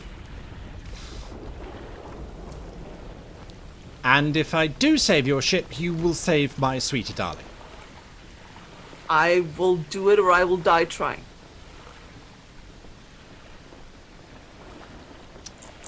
There is just one more thing that you would have to Yes. do. What? Sorry, what was your name again? Captain Sardine? Victor Salt. All right. You save Lahuna Pescarian, my Yes. daughter, Yes. and then you present her at Meros for her wedding. And I will sink the ship behind you. That is something you're gonna have to take up with her. I am not her father. I cannot make that decision for her. I'm But not you gonna have to have some kind of collaborate- influence over her, otherwise why would you be trying to save her? She's my first mate, and I care You're her about captain. her. Then you can I order her care- to do it. Deal No, done. She disappears. Sorry, Luna. I tried. Disappeared rather quickly, didn't she? Fling it away! Be gone! That's what is happening with you up on deck. Yes, I'm gonna guess that takes my turn. Yes, it does. But that was quite the conversation. It was. Indigo. Is annoying the Indigo. GM a free action? You're doing that as a reaction, my dear. Yes. What are you doing, Indigo? Indigo is trying to get down, and somewhere around here-ish. Wait, sorry, let me switch maps quickly. I have never had a three-way pot. It's not even a three-way. I don't even know what this is. This is a disaster. Yes. It's a lot. So, as a snake, you're slithering. No, you said you transformed back into Indigo. Yeah, so I can talk to Jaggsy. How are you getting Unfortunately. from there to there? You're currently about 50 foot above the deck. Yes, and there's a lot of rigging and a lot of lines, and I Okay, know my way yes. around ships, and This I'm is true. going to take one of them down. Okay. Are you... These things are meant to be climbed. They up are and down. indeed, yes. Okay, so you're still in the rigging. Yes. And when I'm somewhere around here, I'm going to cast Thunderwave What's the and range try and push some of these people off the boat. Oh, please don't die. Please don't die. I'm probably going to die. Let's face it. I was considering whether I use the last round and people are not trying to kill me to cast Thunderwave or to turn into a bear, and I decided to try and knock them over. There we We're go. on a ship, so maybe. So, Barry go next round if I survive. Yeah, so Thunderwave. Yes. DC? DC? Yeah, they all have to do a Constitution save, otherwise they're going to get pushed away from the center of the spell. Strength. Okay, Constitution save. Crewman, that is crewman number 1. Oh, there's going to be a lot of saves. Yes, now. he thought it was a Constitution save, you could say. Yes. It's a 15-foot cube. He fails spectacularly. Crewman number 1 does. Ooh, I hope you knock Prime Water into the water. Ah! Sploosh! He falls into the water. Oops. Well, you hire a quack. Oh, and all unsecured objects that are completely within the area of effect are automatically pushed 10 feet away. All right. That's not a lot of them. The ballista are all latched down on spinnakers, but yes. Crewman number 3. Oh, it's rolling 2 of them. Crewman number 3 got a 16, so he's fine. How much damage does he take if he passes? The damage is half as much damage. 2d8 and then half. All right, so roll me 2d8s. I will come here. 1, 2. So he takes 4 points of damage. Let me log that in there. Crewman number 3. 4 points damage. Revik, Storm Raven. I think is about to bite it. Where is he? This is such a long list. I apologize for taking so long. Because we've got I don't know how I many apologize for casting that spell. different monsters involved in this battle. I'm going to delete these ones because they're not there. The blast slams into him. I'm just going to roll a d20. Fair guy didn't expect us to Natural fight 1. 3 battles at the same time. I didn't anticipate all 3 maps being used. So Revik gets blasted. Is it 10 feet? 10 feet, yes. Ah! He disappears. There he is. I found him just as he Away died. with you! Gellin. Well, let's do Gellin first. Uh-huh. Oh, please do. His save is only a 7. Ooh! Oops. 10 feet just knocks him into the front of the ship. Oh. And he takes the full 2d8 damage then. So Yes, 9. he does. So 9 points of damage to Gellin. He is still standing. He looks incredibly angry. That was a great And- hit, and I love you, and I'm proud of you. Finally, You're my greatest Scarin hit, Wave but I- Chaser. His save. He saves. Ooh. So he takes 4 and immediately turns around and glares directly at you. That was Indigo. Second chance Helm. Indigo also, Yeah. well, there's now a very angry aquatic elf who just cast a booming, thunderous noise that pushed a few of the people on deck off the deck, and Yes. she screams at Prime Water, "I will eat you!" Oh no! She means it! Indeed. So Rihanna starts climbing up the rigging, coming towards you. She has a knife drawn. Who's next? That's the undead. They're wandering down there. They're not going to do anything this round. Not going to do anything this round. They've fired. Your sails are in tatters. They're not doing anything this round. He hasn't been summoned yet. I'm getting there. I'm getting there. I'm getting there. You can do it. This list is just super long of all the creatures and things. Lahuna! Oh, thank goodness. Lahuna, you are up next. Okay, so Lahuna isn't singing because she doesn't want to make any noise. But probably Flick can hear her going.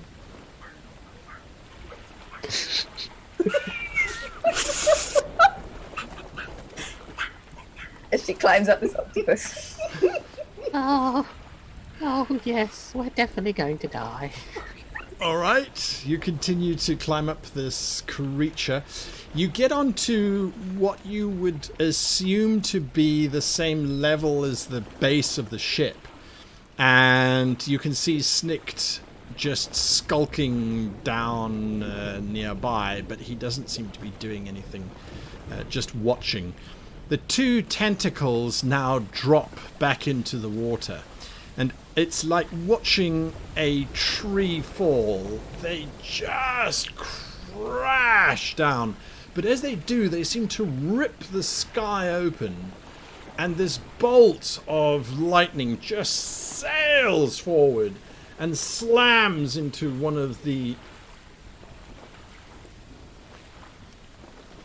dwarvish Thordane immediately to the left of the first-rate ship, and it just explodes in shrapnel and bits and pieces as this bolt just continues to arc into it. You can see little tendrils zapping out to hit actual crewmen as the ship is now aflame and sinking and slowly dislodging. The creature then uses those two paddles to pull itself forward, and it now is bearing down. You can see directly in front, a fairly close distance away, 300 feet and getting closer, the plucky little Second Chance barreling forward. And from the front, on the ballista, you can see Till the Mopide map maker going, "I'm coming! I'm coming!"